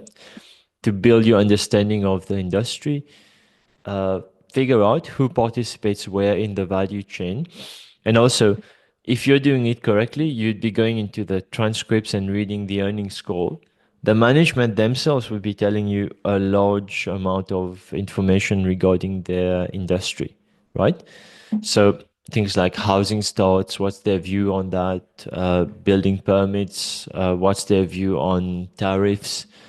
You don't have to read the news for this. The guys who are on the ground are telling you what they feel about these situations. And these are the best managements in the world, right? These are guys with a lot of experience in the most sophisticated markets. So if they're giving you information, it's likely to be very relevant. Let's carry on with this. So in terms of cash from operations, it's quite a nice cash flow to have from operations. So 1.9 billion. So I would doubt debt is an issue here, but let's keep going. CapEx, yeah. So you can see, right? They made an acquisition in probably 2024, and that's probably why they increased debt. You can see here, right? They issued more debt, so 5 billion of debt, and then they made an acquisition worth, let's say, roughly 3 billion. It still doesn't explain what the remainder of that debt was used for, but that's something we can dig deeper into the company information and find the answer to. So it's still doing repurchases of stock, so buybacks. Okay. Yeah, very healthy levels of free cash flow generation too. So yeah, we'll need to be a bit more specific here if we want to be a short and understand exactly what's going to drive that. I think it's going to be something along the lines of margin pressure and revenue growth just going to zero or negative. There's not much happening on inventory too. I mean, it's a bit high, but it's not like screaming high, right? So I think this is a company I have on my short watch list anyway. We'll need to go into the company information just to understand a few of these factors. So we could look at the earnings call, for instance, and let's just do the same thing, right? Let's just say challenges. Okay, cool. So I think we should call this presentation "Shortcutting Your Way to Success," right? Um, right. They're saying demand remains challenged by the macro environment in Europe. Okay, that's for Europe. Overall, for insulation, EBITDA was this much. Okay. Uh, so they do insulation doors. Okay, interesting. Just learned something new. Outside of North America, demand remains challenged by the soft market environment. So they probably believe the US is still growing, right? We expect revenue to be down slightly versus prior year, driven primarily by lower volumes, which will be partially offset by positive price realization. Okay, so they expect prices to go up in North America, um, and demand to be challenged everywhere else. I think I remember now why I wanted to look at this company, because it has significant exposure to Europe. Okay. So are you seeing the angle now, right? So Yeah. that's going to create some demand challenges inside the new. Okay, let's look at this. And we've continued to see some of the lagged housing starts coming down a little bit here over the last quarters, and third quarter we expect that to continue. So that's going to create some demand challenges inside the new construction. Okay. So we already had a situation where housing starts were not great, right? And now it's compounded by all these new things we've been discussing. And certainly the R&R means repair and remodeling. So the repair and remodeling activity has been down. Hello, FND. Not just indoors, but across a lot of other building material product. When we look at our business, I would say the volume declines we've seen have been pretty consistent. Okay. So it's giving you a very good level of information, right? And let's say you were short FND, right? This is giving you a lot of confirmation signals. I think again fundamentally tied to we've seen this step down in both. Okay. And the US business, we've got a smaller business in Europe. Okay. Right. I mean, management is not talking about growth here. That's quite clear. Okay. But that all of that would already be in the price, right? I mean, let's just take a look at the share price here. Yeah. So investors have been dismissing everything that management are saying. So the last earnings we were reading, this is basically the price action. Irrespective, people just kept buying. I think they were probably waiting for the Fed to cut and be a little bit more dovish, which they did not get in the second week of November, if I'm not mistaken. And then a stock basically just tried to rally further, and then it just peaked, and it sold off quite a lot in December, and now it's been moving flat going into next earnings. It's a little bit higher. This is an interesting situation. I think we still need to do a lot of the fundamental work, but if you were to look at this, right, you would not think that this company doesn't have downside potential, right?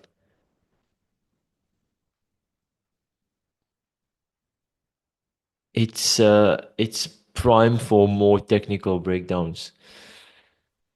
And typically what happens with sell-offs is it doesn't just peak and then go like in one leg, right? It would normally like go back to this 200-day moving average line, then try to trade sideways, try to rally a little bit above it, and then eventually it will come back and then break it, much more strongly. So if you see here, it's attempted a breakdown maybe 2 times and not been successful. But if fundamentals really justify it, I think this could pull back down to somewhere in the 150s, and between 185 and 150, you've got a lot of room, right? So that's nearly 19%. So if you have downside potential of this much, according to what you think is realistic or feasible based on the stock chart, uh, then definitely it's worth looking a little bit more in depth and finalizing whether it's a short or not. Because sometimes you look at the chart or the options chain and you're like, uh, there's not much that I can structure here, right? The stock doesn't move much, or it's just like on a bull rally. So why would I get involved and short it when it's not even broken? So in these cases, there's no point in further looking at this company and writing a whole thesis, right? You wait for it to present an opportunity for you to trade, and then you finalize all the loose ends. I think this is a company that's worth looking into a lot more. I think the next step for me would be just say this OC investor presentations, investor relations, actually.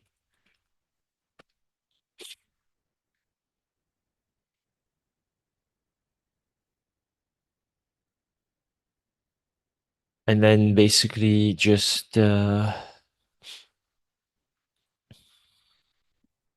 look for presentations.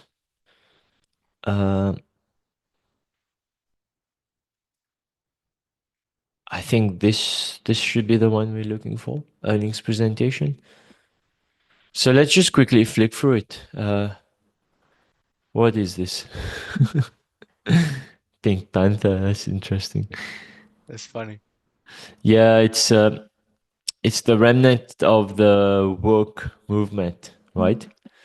I mean, if you see here, right, the like pink whatever, pink walls. There's a deliberate reason why they put this here, right? They're trying to appeal to maybe a certain type of audience too. I mean, even if you see here, right, pink. These are not random images. They pick it for a very good reason. But anyway, that's not our problem, right? These type of things are not actionable. Okay, we've already seen all these numbers. Let's just read the commentary quickly. So they are focusing on North America and Europe. Okay. By entering agreement to sell building products business. Okay, so they are divesting out of China and Korea. Investing in US fiberglass insulation network. Okay, interesting.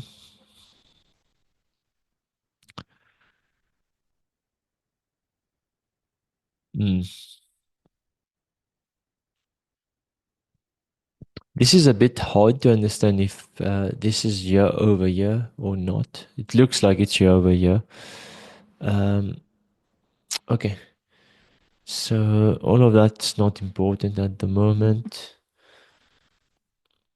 I want to see the level of information they give us. Shingle volumes outperform the US asphalt shingle market. Wow. Okay, so this is the roofing business. So they've got roofing business, insulation business, doors business, composite business. So 4 segments. This is 1 billion. Roofing is 1 billion, insulation close to 1 billion, doors 500 million,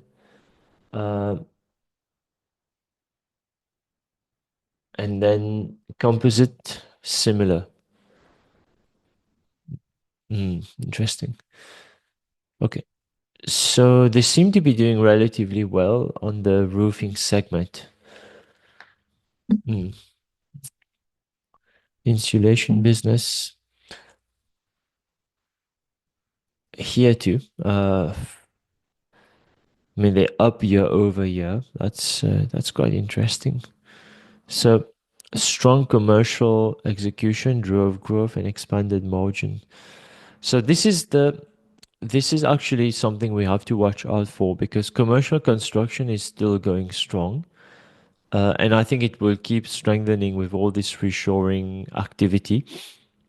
So this is going to be something that doesn't help us in our thesis and probably what negates our view on whether this is a short or not. Because we could easily find a company that has more residential exposure, right? Because that's where the issues are. Those again, they're kind of focusing on commercial to kind of make up for what they're losing on the residential. So yeah, I mean at the They moment haven't even there's given they haven't even given an year over year for Dow. I wonder what's going there. um yeah, I mean If any slowdown, I think it should be here. it's probable that this is a new segment too. See, those segments added on May 2024, so they don't have comparable for last few years. And they Makes acquired a sense. company called Masonite. So that's basically the reason behind it.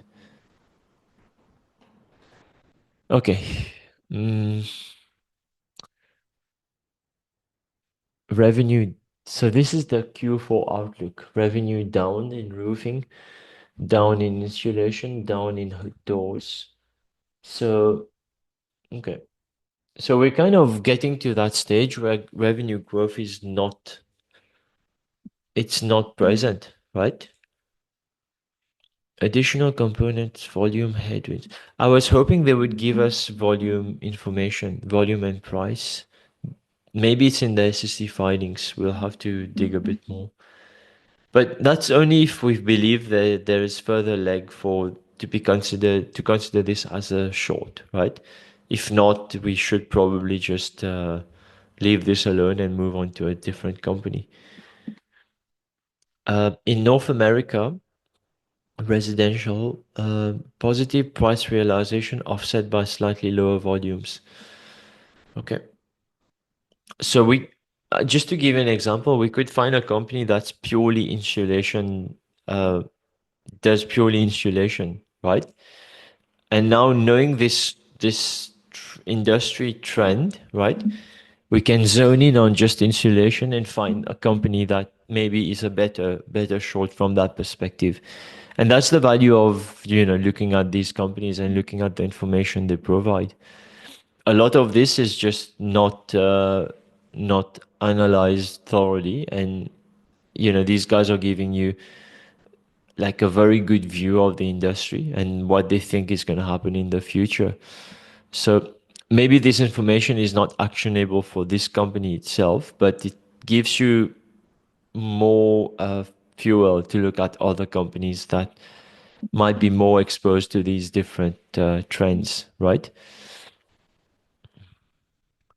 So demand down low to mid single digits. Okay. So what I probably would do here is either look into OC a bit more or try to look at a similar company within one of these segments where we've identified there's continued weakness, and then use the information here to actually leverage that in finding another company that's probably better quality in terms of a short. Does that make sense?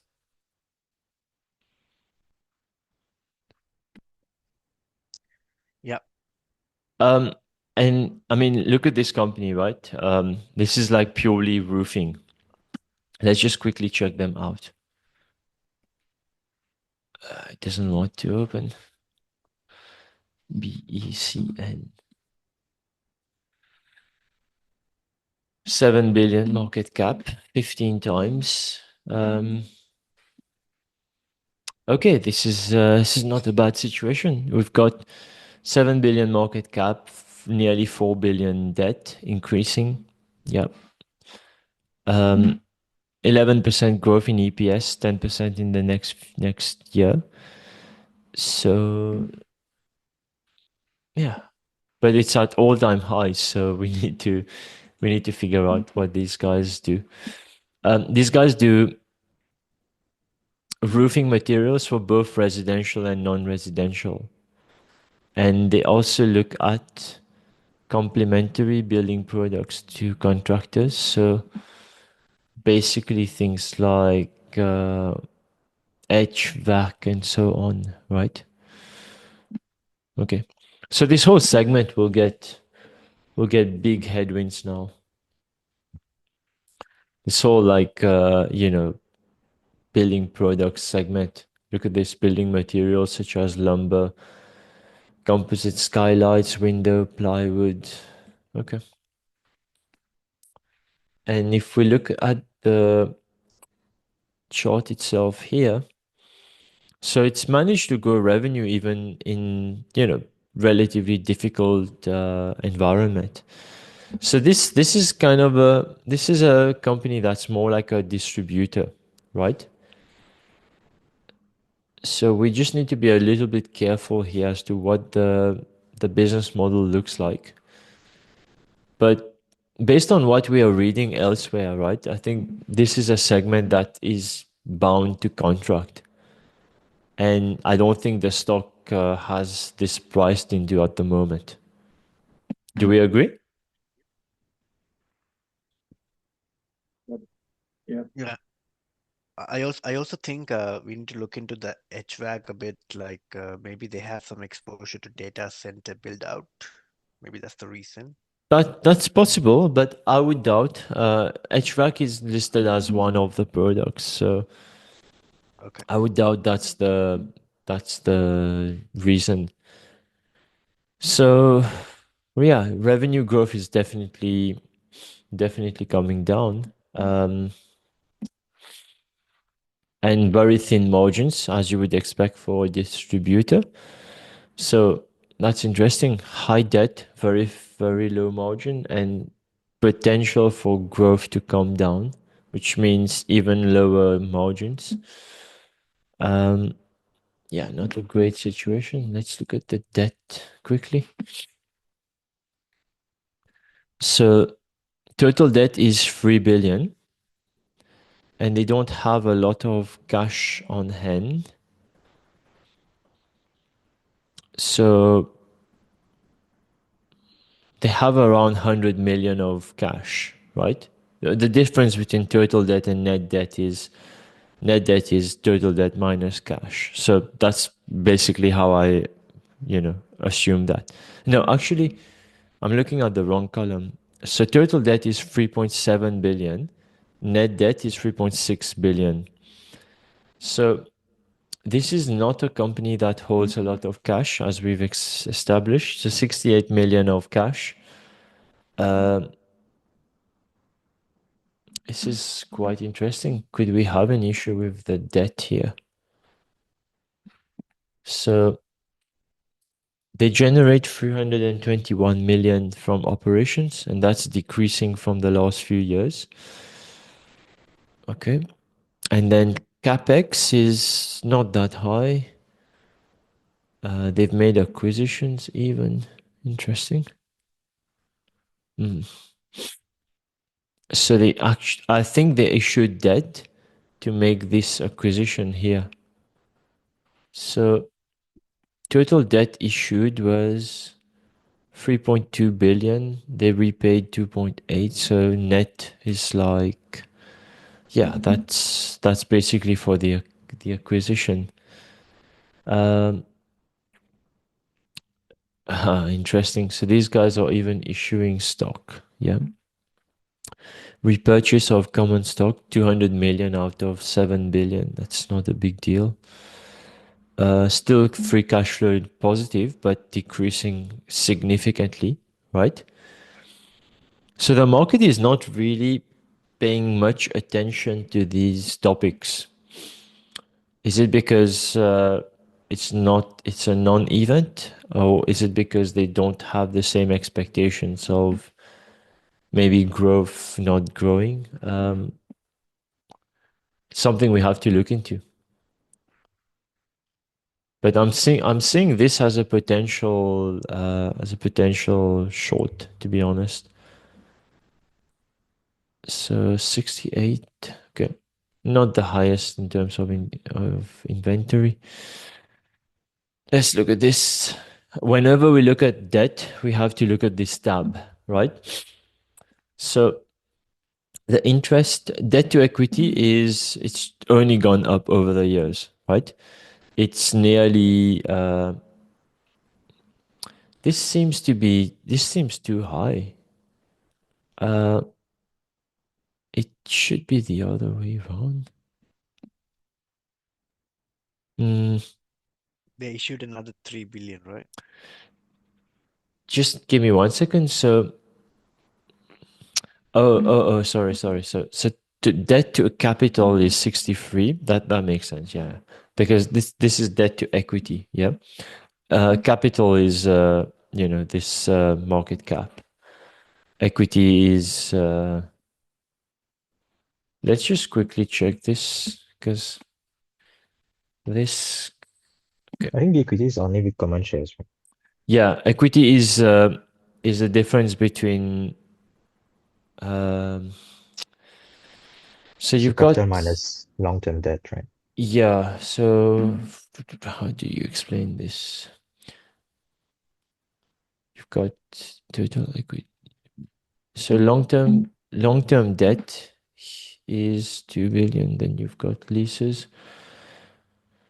Yeah. So liability total. So assets must equal liabilities, right?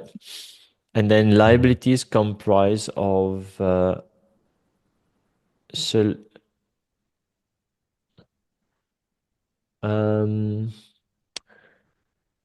yeah, so liabilities will comprise of short-term liabilities and long-term liabilities. And the debt would fall under the long-term liability, right?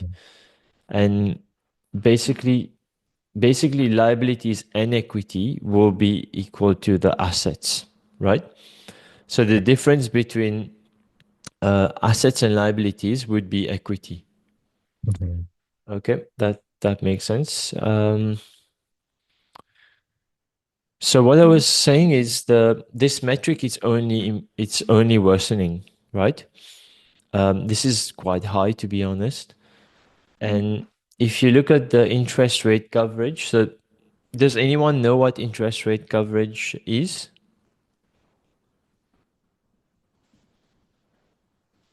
Yeah, I think Yeah, it's so I'm yeah, sorry. go ahead. Yeah, go ahead. Go ahead. You go ahead.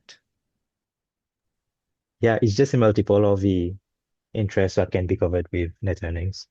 Yeah. So basically, you have defined interest expenses, right? Every quarter, you know exactly how much you need to pay in interest expense. But you don't necessarily know every quarter what would be your cash flow. So EBIT is earnings before interest and tax. So this is a bit. It's very similar to the cash flow that the business produces on a quarterly basis, right? EBITDA is a bit. It's before debt. It's before depreciation and amortization. So that that just adds up a bit more to the cash flow. But I don't normally look at it. I probably look at the EBIT to interest expense ratio. Sometimes if you're doing work on companies with high capex requirements, then you would look at other metrics too. But in this case, what I want to look at is this metric. So the higher this metric, the more able you would be to pay your interest expense, or to not the less likely you would be to default on your debt obligations, right? In this case, it's not really a problem. I mean, if they have to pay 100 in interest expense, they are making 400 as cash flows. So fairly easy to manage that at the moment. But the thing is, if cash flows shrink because the business is encountering, revenue slowdown, then this very quickly becomes a problem, because this could go to from 4 to 2 or even to 1, and then equity holders will have a big problem with that. Does that make sense? I mean, if you see, we've gone from 9 to 6 to 4 now. So we could go to 3 2, and then, the equity will have to re-rate downwards. So we have to see whether there is a potential for something like that to play out in the next few quarters, because prices will move ahead of actually these numbers being printed. Make sense? Last one, I think we had already seen they don't have much in terms of margins. So that's also something that's shrinking. So as we look at the EBIT margin, go ahead, Tella. Roshan, one thing I noticed was that they had two red earnings, Mm-hmm. but on the last earning, they went up significantly from 91 all the way to 120. Yeah. Have you figured out what has caused that? Because that could be another catalyst for the next earning, this time Mm, coming down, hopefully. not really. I suspect we just need to go to the earnings transcript and see what that could be down to. Right, right. If you look at the price action here, right?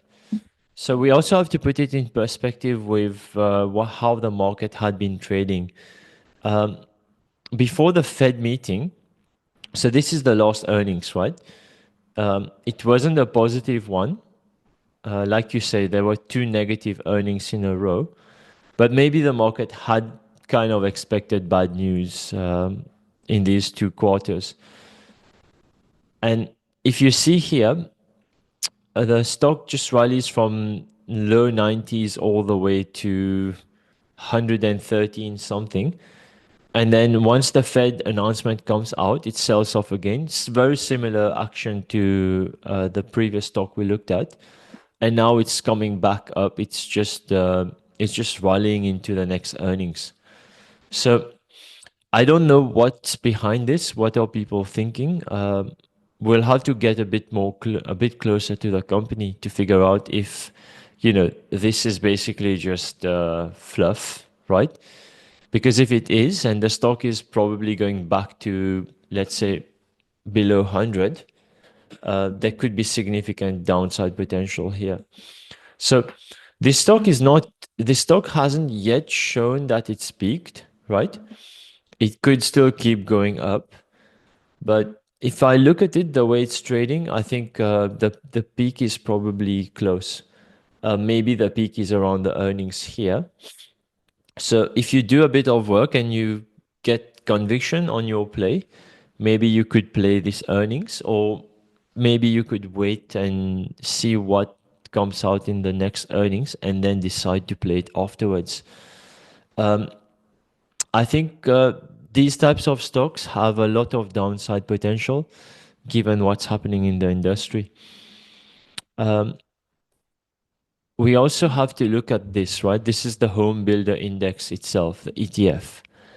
If you look at this, a lot of what we've seen in terms of the move tend to be similar, right? In early November, it rallies, tries to make a new high, then it gives back all the gains, breaks down technically, right? Then tries to recover above the 200-day moving average. You get more sellers, and now it's broken down conclusively, right? So this is happening at an industry level.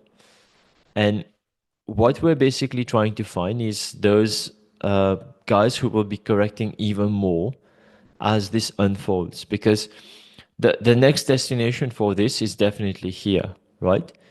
That's definitely what's going to happen. We'll try to test these lows again. And if it breaks down from here, it's probably going to go to, let's say, 90 or 85. And if the index itself, if the ETF itself for the industry corrects by 10%, a lot of these companies would be selling off like 20, 30% easily. So we just need to figure out which are these ones. If you ask me, does this company has potential to move a lot? I think so. I mean, if you look at these earnings, before the earnings, people were positioned long, and then they did not get what they were expecting.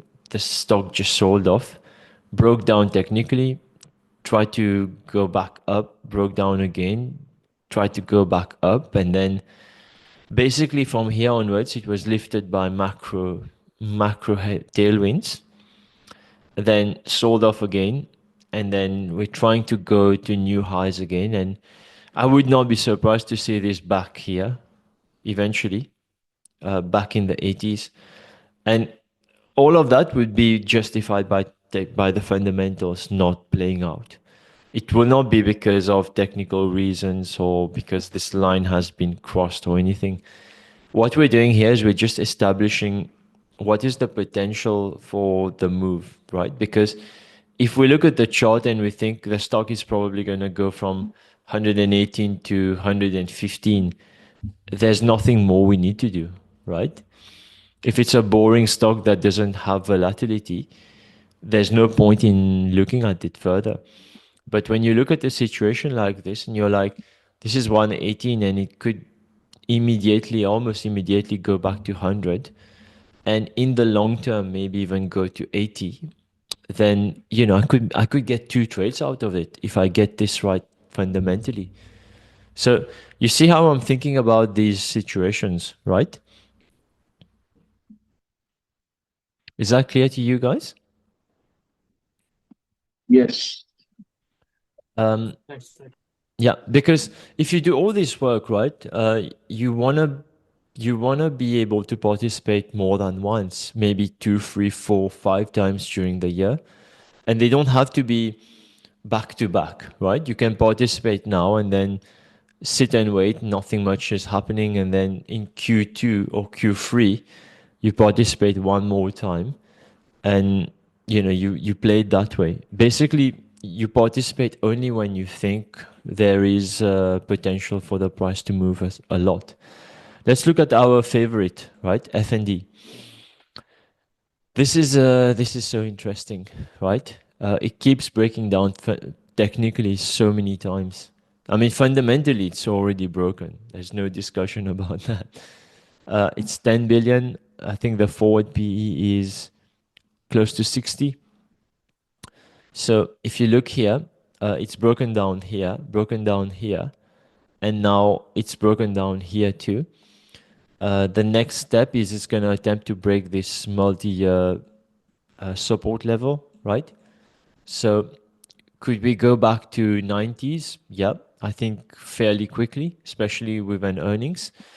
Could we have like a very prolonged sell-off? So basically weeks in, weeks out, it's just selling off and then it doesn't stop until it gets to, let's say, higher 70s. I think I can see that. So in that situation, let's say you're trading at 60 times, right?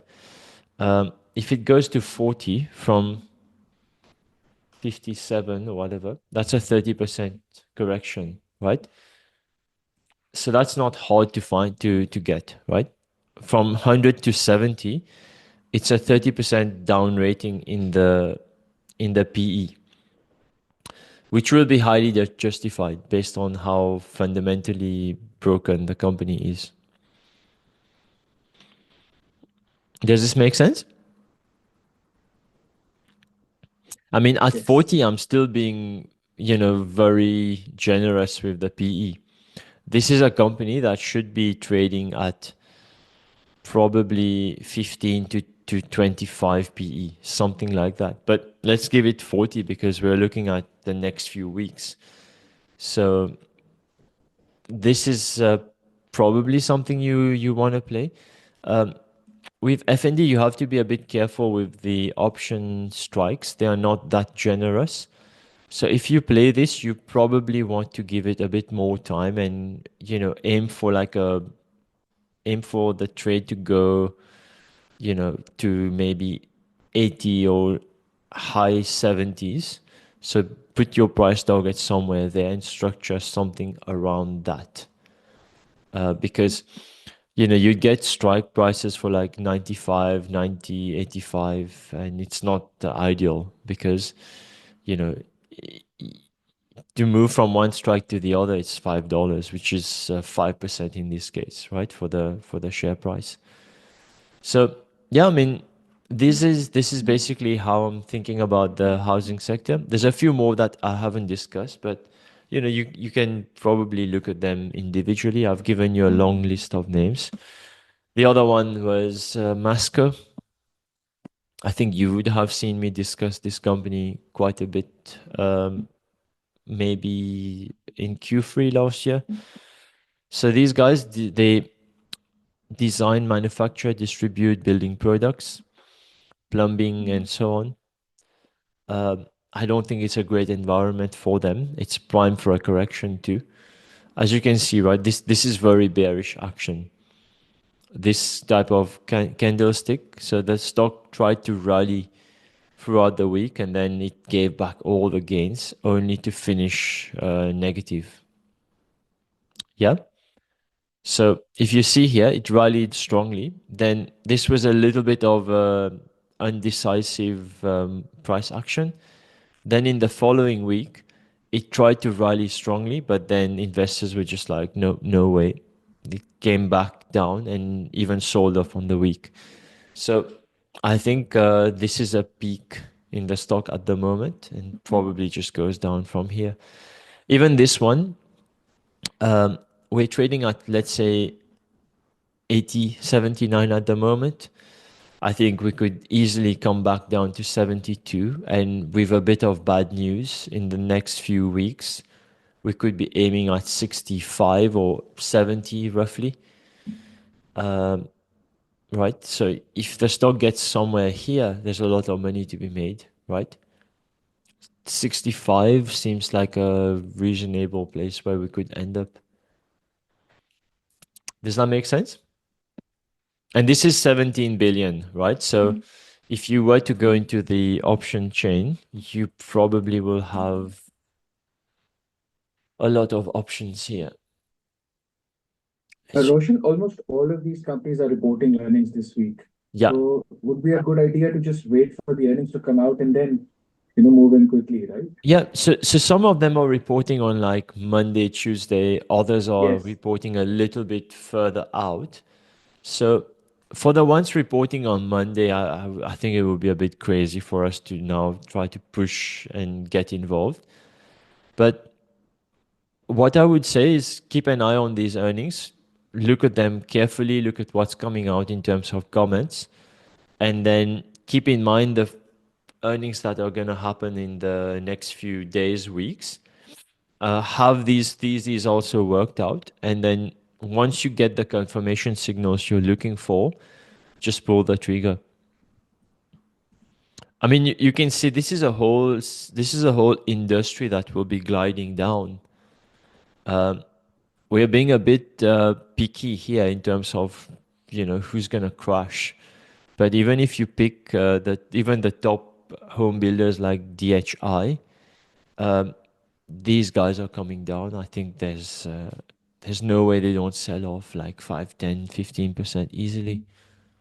But what we're trying to find is the company that even if maybe the industry stays flat, it will still sell off because the fundamentals are just so bad.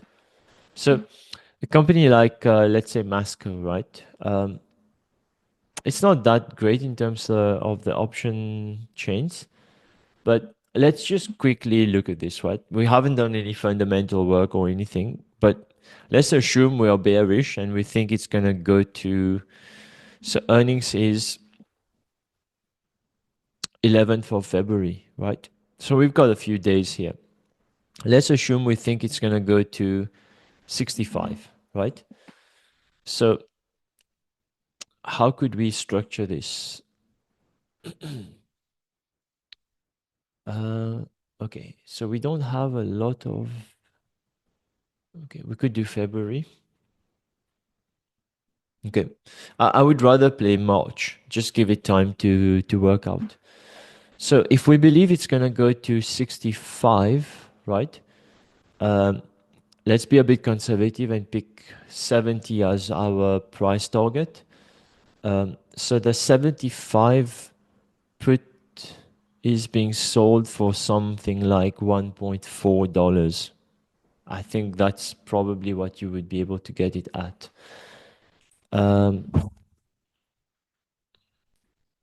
Yeah, I mean that. Yeah, let me just open our. Yeah, this is something I don't want to share in public though.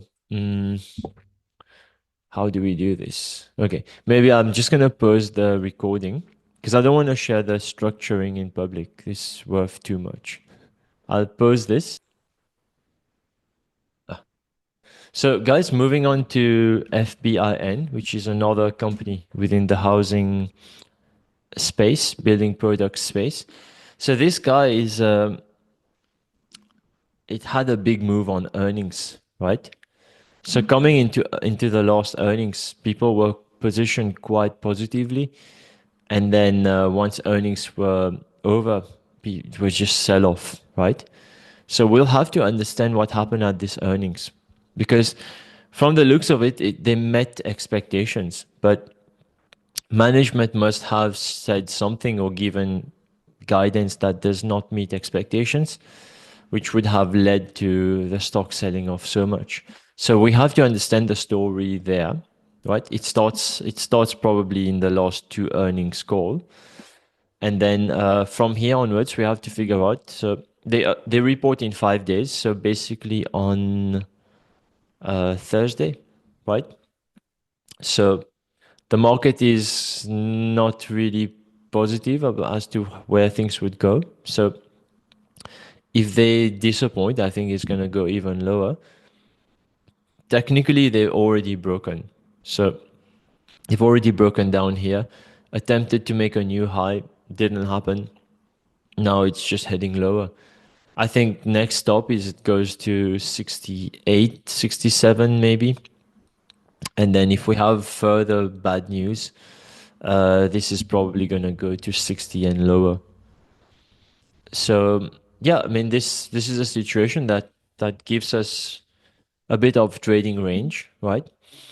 Like I said earlier, when stocks break down, they don't break down in a straight line. So you see, they break down here. That's the first stage.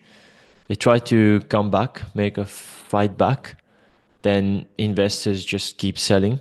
So that's the second leg. We try to, make up a little bit. It failed technically again. And now this is going to be a big prolonged sell-off if there's bad fundamental news.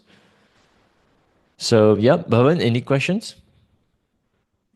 No, so yeah, I was actually asking, like, like from the price action graph itself, do you see further downside I think in so. this Yeah. stock? I mean, if you look Yeah, at this stock, it's a stock that moves a lot, right? yeah, If you look here, this was the last time the housing market had a scare. Uh, it sold off a lot. And what happened here is, throughout this whole, let's say last year, a lot of this is basically just people having hope that the future will be better.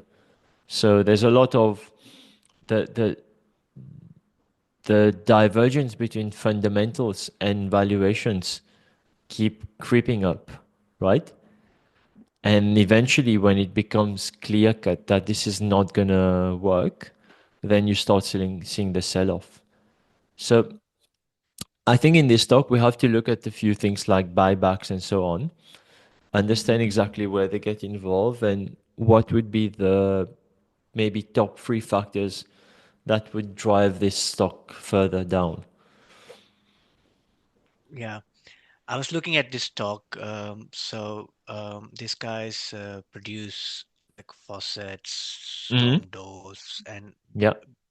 basically play a lot in the R&R market, and I have a 90 Yeah. percentage plus exposure to R&R only, no new construction.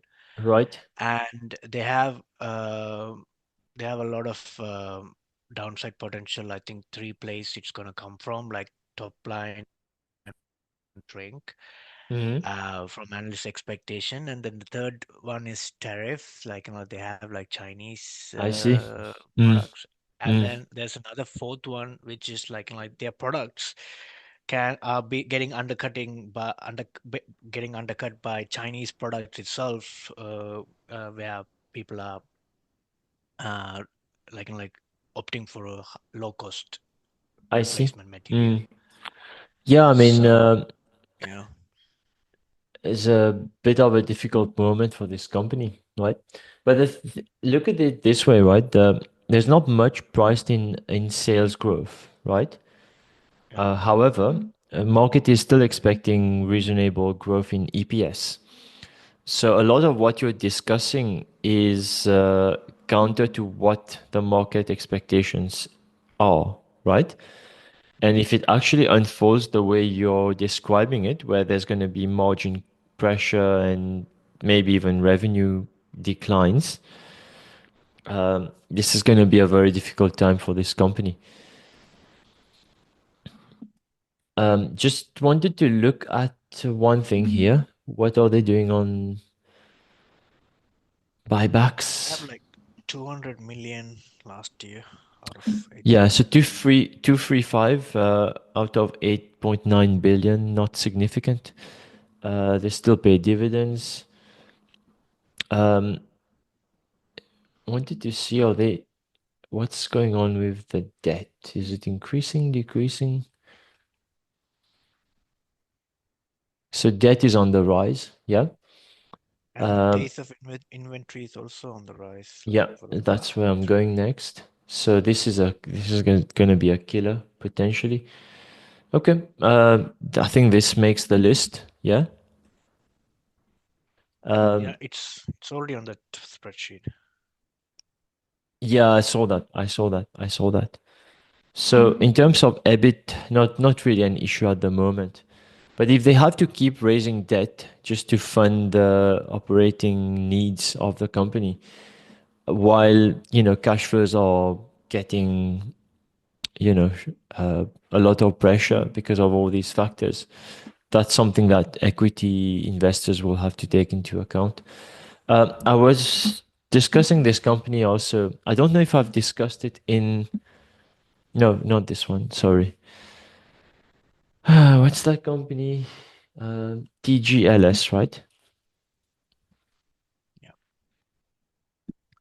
So I don't think I've discussed this widely in the Discord server. I might have discussed it with you, Bhavan, right? Or was it Hans? I cannot remember. Yeah, I think you discussed with me about like what they do, Yeah. but you also discussed this in the Discord server as a ticker symbol to look at, Okay. kind Okay. of. Okay. Good. Good. So this company, if you look, they've been doing relatively well in the last few years, and predominantly because the manufacturing facilities are in Mexico. Yeah. So margins were great. And as revenue is increasing, the earning margins which are above industry level, and that's keeping the share price going up, right? Um, Now what we're seeing is revenue growth has kind of plateaued, and that's not, I think they can manage that. But the real problem is this Mexico story. So what these guys do is basically they manufacture glass, windows, aluminum products. Um, like what's this thing that they manufacture? Uh,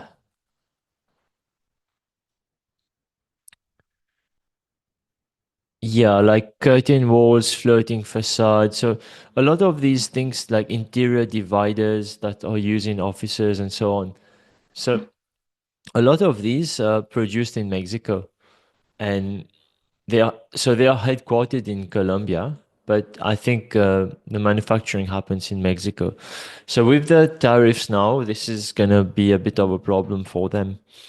And if you see, what's gonna make things easier is the Mexican pesos depreciating, which has already happened quite a bit, right? So from here onwards, I think what we'll see is that this currency pair will just keep going much higher, probably 21, 22. And if this depreciates, then it negates the impact of tariffs. Is that clear? Because dollars are becoming more valuable and they're able to pay for higher costs from that perspective.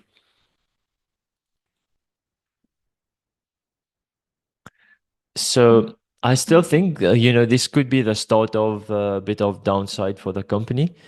So well worth looking into it. Let's just look at the transcript and see if they discuss this at any point in time. Tariff. No. Mexico. No. Costs. Wow. Challenge. So this company has nothing. Or maybe I should just look at the earnings call rather. So tariff.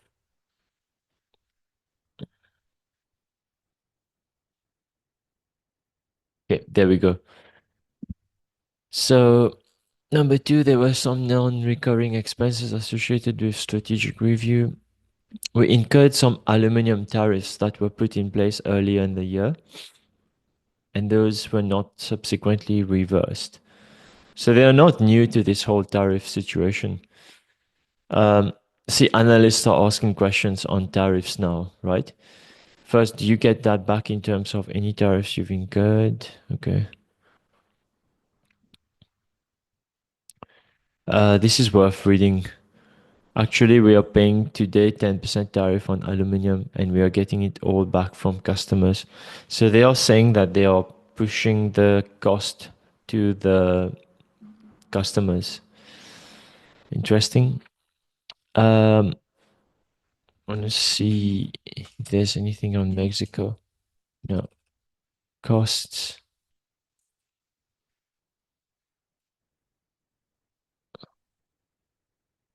Okay. Challenging market conditions. So in conclusion, so they still believe they can outperform in challenging market conditions while maintaining margins and profitability. That's a big question mark. Okay, so they have record backlog numbers. Yeah, so okay, something we have to look at in a bit more depth. I think just to finish off the presentation, I have two more slides to go. Let's head back to that. No, where was that? So one of the things I wanted to also discuss with you is how to prepare for earnings season while we've got Koyfin on here. So one of the ways I get ready, just to understand who's reporting when. So I would go to the analytics section here, click on the earnings calendar, and that gives me everything that's happening in the next, I can choose whether it's today, next 7 days, or even things which have happened in the past. And the beauty here is you can change these, it could be only tech stocks, only small caps, only large caps, or even you could have a watch list of stocks and you pick from that. So that's quite helpful. And then in terms of the data it gives you, it would give you what's expected and what would be the actual figures and so on. So how I use this is mainly to get the names that are reporting and on which days, right?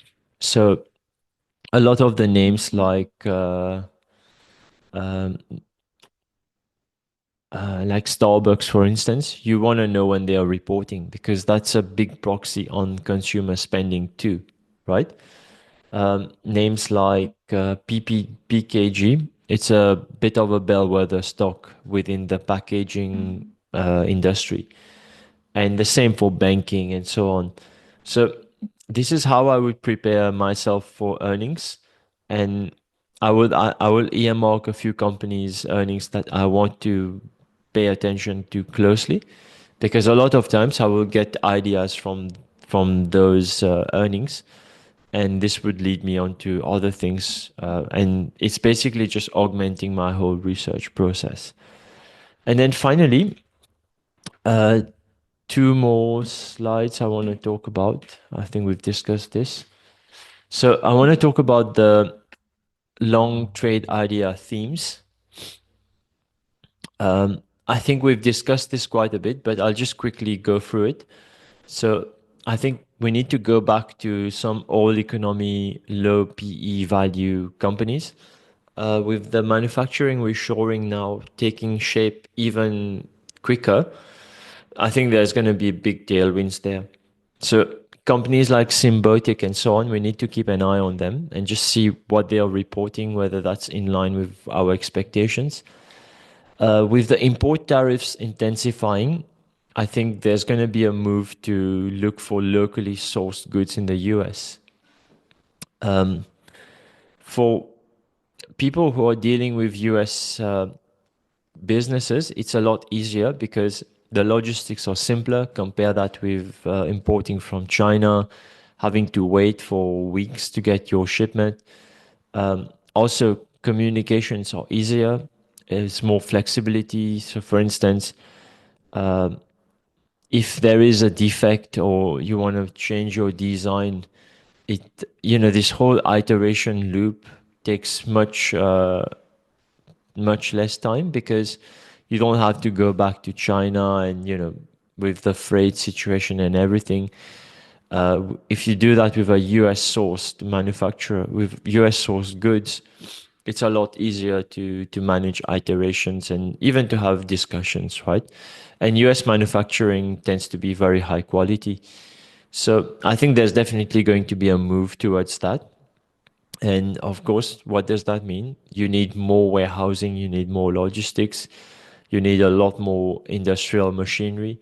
So these are the themes that would be front and center for 2025 and onwards.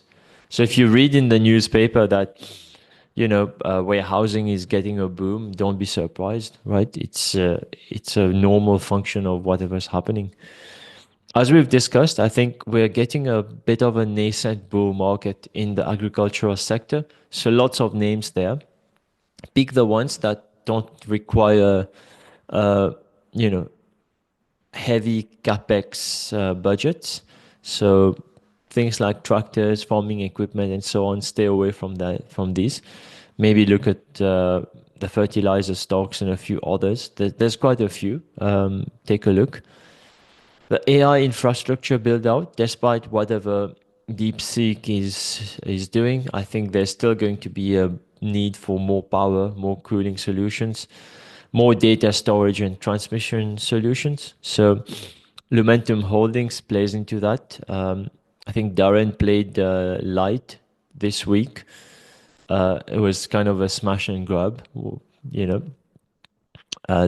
That's basically what conviction does to you, right?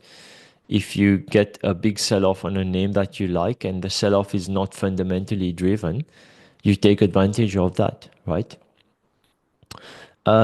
Most importantly, I think this is the biggest long theme for the year. Tech companies that will be leveraging AI. So there are a few levers to pull here. One is just, more efficiency. So you do more with fewer staff members, you get more margin expansion. Second is you charge higher prices for products that are a lot more customized and value added from the customer's perspective. And that's because you understand the customer needs better. You have data on the customer and you're the guy who is able to personalize and offer for them. So we're talking margin expansion, but also ability to address a larger market. So with new products, you now redefine your addressable market. And of course, you become more able to capture market share more aggressively than your competitors. So this is a big factor, because if you have companies that are doing this, the PE will just re-rate upwards massively. And for tech companies, it's not difficult, or it doesn't take a lot of time to see results, right? Within a couple of quarters, the company could look very different. The real moat here, right? The way to think about AI is not to think about NVIDIA and all of that, you know, nonsense that's written in the media. The way to think about AI is to think about AI models has now becoming a commodity. It doesn't matter what model is coming out. What's certain is these models will keep getting better, will keep getting cheaper, and one way or the other, you'd be able to use them. So that's not the problem. The problem, though, is to make these models usable and fulfill solutions that have real world applications. You need to have unique data to train the model on. So the unique data is basically the real moat. All the data that's public, right, on the internet has already been used. That's your generalized ChatGPT and all of these AI models that are floating out there. But companies would want to build their own AI models or put a spin on ChatGPT, put a wrapper or something. But in order to improve things meaningfully, they will need to augment that AI model with their own unique data. As an example, let's say PayPal has your transaction details for the last 10 years. I'm sure PayPal can use that to do a few things. So, as an example, a company called Stripe, initially they were just a payment processor. Then they realized a lot of the people who use Stripe have need for recurring revenue or recurring subscriptions, right? Then they create a product which is tailored to recurring subscription. And by virtue of that, they get a lot more people who join their platform because no other platforms were doing recurring subscriptions. So these are like very simple innovations, but think about it. If you are a company like, let's say, DoorDash, you've got the food preferences, grocery preferences of individuals. With all that data, I'm sure there's something you can do, right? You could create weekly offers for that's personalized based on what you've bought in the past. And by virtue of that, get more business. By virtue of that, negotiate better terms with your suppliers. So margin expansion, revenue growth, and this is basically what would create most value from an AI usage perspective. So no one's talking about this. As usual, the mainstream media is missing the mark, talking about things that sell, but not real things that actually create alpha for traders, right? So we need to think a little bit, laterally, and make sure that, we are positioned, we're not shocked by the market when these things happen. So you would have seen me share a few companies from different industries where I've shortlisted a few names that could be beneficiaries of this whole AI trend. So the work we need to do is just to go into these companies, understand what they do. Do they have a big ecosystem to leverage on and build solutions using AI? One idea I've already given you is around the insurance brokers, but there are many, many more, right? Every industry is being digitalized, and with that, the opportunity space is just becoming far bigger. And then finally, there's something we've spoken quite a bit on, reinflation scenario. Let's find companies with pricing power and or operational leverage. There are many names out there. Just go find them. Find one, I'll give you three more. That's the deal. But if you find zero, then I'll give you zero. Is that a good enough deal?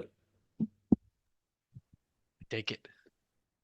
Okay, so I think this is my last slide, if I'm not mistaken. Yeah, it is. So short-term trade ideas or themes, tariff victims. We've discussed this a bit today. So TGLS, FND, Wayfair, many others here. The USD is likely to strengthen or stay high. So find companies with significant forex exposure in Europe and Asia. And at the same time, a lot of these regions are having economic slowdowns. So, all of this together could really give you a bit of downside potential and, fertile ground to find shorts. Reinflation risks, that's a big one for 2025. Find your tech shorts, the ones which have high PE but big derating potential because their growth profiles are weakening. Companies with no pricing power, margins will shrink, revenue impacted as input costs are rising. And also, if you find a combination of these where the product that the company sell is one that has high price elasticity of demand. In other words, if the price rises by 10%, demand will fall by more than 10%. So there are many products like this, and typically these products tend to have substitutes. I'll give you one example. If coffee goes to $20 a cup, or whatever they serve it in these days, at $20 you're like, maybe I should you know find a solution to this. I cannot buy $20 coffee every day. So there are alternatives, right? Hot chocolate is hot chocolate is $15 or even $22, but I value hot chocolate more than coffee, right? Uh, Not me, but I'm just saying, right? When people make these decisions, whenever the price points are just going through the roof, there would always be alternatives or substitutes. So these products would have a big risk in terms of demand coming down because of the price increasing. And if at the same time you have a company that has not doesn't have great margins and so on, it paints the picture for a big correction. We've also seen a few instances, right, where chicken prices are going up, or even, the tariffs on Colombia have been reversed. So, not going to talk about this. But, if you have chicken prices going up and so on, maybe egg prices going up, there are many companies that rely on these as their input costs. So, try and see whether there are companies where this dynamic could be playing out. One example could be, like, let's say fried wings are now $30. And you're like, okay, for $30, I could just have a proper meal, right? Normally, people would eat fried chicken or fried chicken wings and, fast food because it's cheap, easy, quick, right? But as the price point rises and becomes closer to what sit-in restaurant would charge, or even like cheap Chinese food and all these other things that are available as alternatives, then that causes people to think twice before just buying whatever they used to before, right? And then finally, interest rate sensitive stocks. So we have them in housing, autos, highly leveraged companies because their interest expenses will stay high. Companies with upcoming debt financing, where the business is also slowing down and they rely a lot on cheap finance. The last one is a bit more difficult to find because you need to do some digging. But once you find it, it's amazing. I'll show you one example I don't remember when was that, probably 2022. We'll see from the chart. I think this is a case study I have shared in the Discord server. I don't mind sharing it again. So this company called Newell Brands. It's around 2022. So I think somewhere around here in July, I realized that they have. It was somewhere in July here. I realized that they have upcoming refinancings and interest rates were going up, right? So I realized that they will not be able to refinance their debt that cheaply. And if that happens, the interest expense would be, quite significant with respect to their existing cash flows. So this is a company that sells, um, I think they sell Tupperware and things like that. Yeah, so consumer and commercial products, home commercial solutions. So yeah, I mean vacuum sealing and all of these things, right? Cookware and stuff. So this was also at the same time when consumer sentiment was coming down, right? And you add all these factors and paint a picture where revenue growth is going to slow down, and you have an issue with the debt. Interest expenses for the future will be much higher. So I think I shorted it somewhere around 20, somewhere here. And then you can see how far it went, right? So from July to October to November, it uh, it went all the way to $6, from 20 to $6. Yeah. So that's the power of finding these types of ideas. Because remember, if you structure this with options, it's like a clear winner, right? In this case, you would probably play it maybe 2, 3 times. One is here, second time here, and maybe third time here. It's unlikely you'd get this one to play, but these two are fairly easy to find. Yeah. So I'll open it up to for you to ask questions. We've gone a bit over time, but hopefully this was useful. Yeah, so I was looking at the housing market yesterday and I Mm-hmm. picked up a few things that I want to share with the group. Yep. So I was looking at the Home Depot and Lowe's couple of tickets, and I think they have a little bit of risk in that trade to go short because they have exposure to this um, one-off cat events. So I think the Florida cat gave like a really good bump for their earning in the recent time, and then the wildfire, I don't know what's gonna cost them in the next quarter or this coming quarter. So I kind of ruled them out. And it also has a little bit of play in the consumer sentiment because a Mm-hmm. lot of retail DIY users go to Home Depot and get their stuff, and the small ticket items are still selling well. Yep. So that is going kind of the things that I thought maybe a Yeah, I risk to the mean, thesis.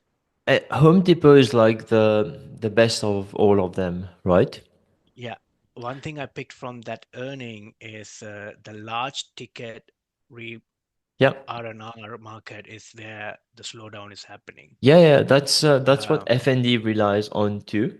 exactly. So they're getting strangled. That's very clear. They're getting strangled.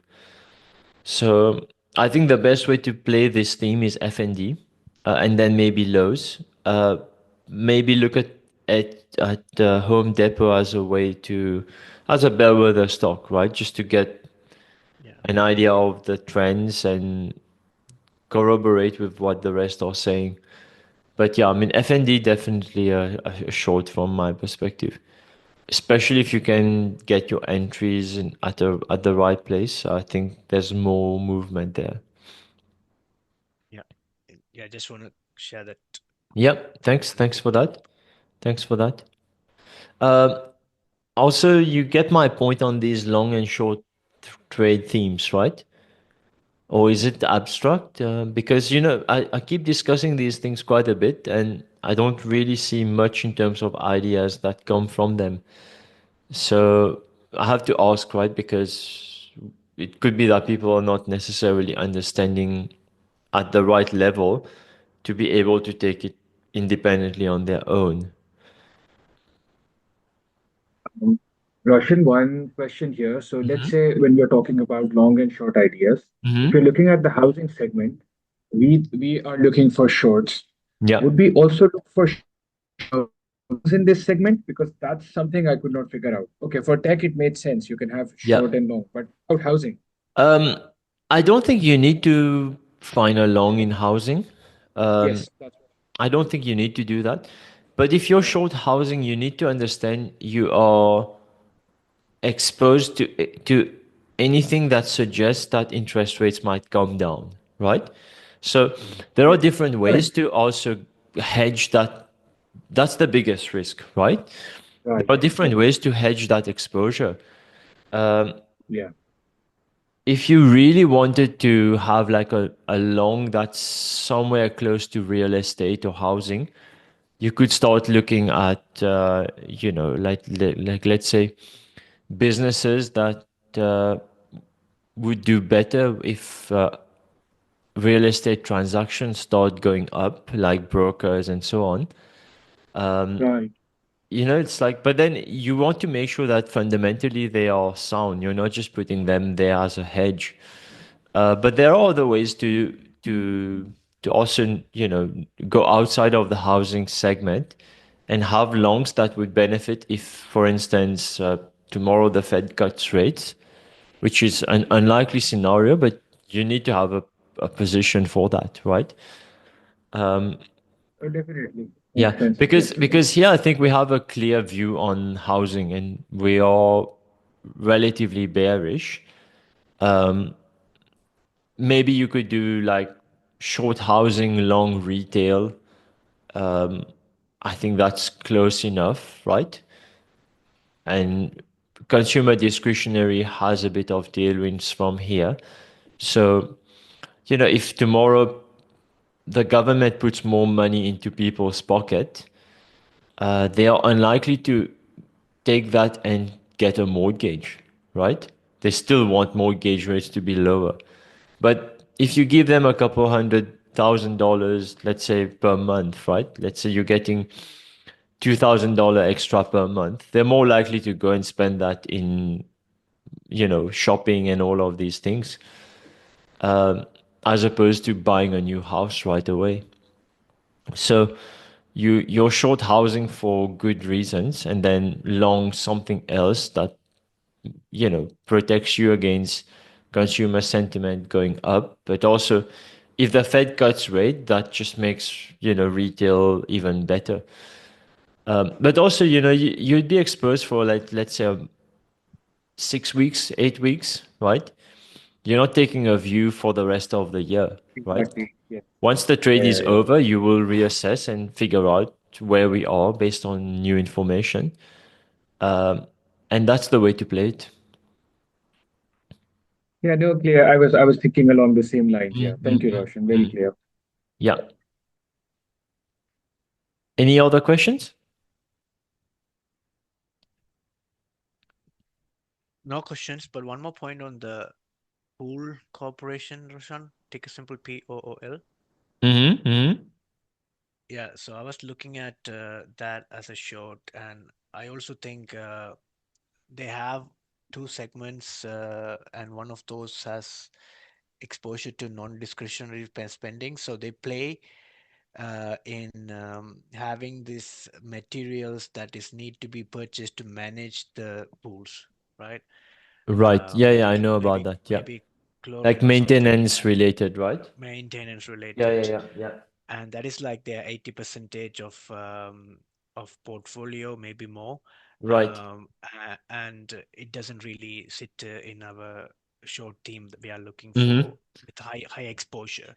So I probably rule that out too. Yeah, Um, I think it's a bit of a tricky one, that one, because it's already been played out by and large, right? If you yeah, look at the yeah, price action, we're not the first guy to realize that this company and its industry is experiencing a bit of challenges. Also, the pool segment tends to be exposed to more affluent people. right? Where these guys have not really been facing much, issues with inflation and so on. If anything, they become richer from inflation in the form of share price appreciation, more equity in their houses, and so on. So, they're not necessarily, gonna be pulling back from new projects from that perspective. What could affect it is, if people are building fewer houses, then that decreases the future pipeline of projects for pool. But I think a large part of it could have been priced into the stock already. Yeah, sounds good. Okay, so yeah, if we don't have any further questions, thanks guys for your time. I'll be posting this on YouTube. I probably need to do a bit of editing, uh, and then I'll post it on YouTube so you can rewatch it, and the guys who've missed it can watch it also. Okay, Thank you so guys, much, thanks. Roshan. Happy trading. Let's be quite active in the Discord server. There's a lot going on. Um, and we've started the year very well. Some of us are making fantastic money. So let's keep that going. That's setting the tone for the year, right? Absolutely. Thank you, Roshan. Okay. Thanks. Thanks, everyone. Take care. Thanks, Bye-bye. Roshan. Thanks, Bye-bye. everyone. Goodbye. Bye.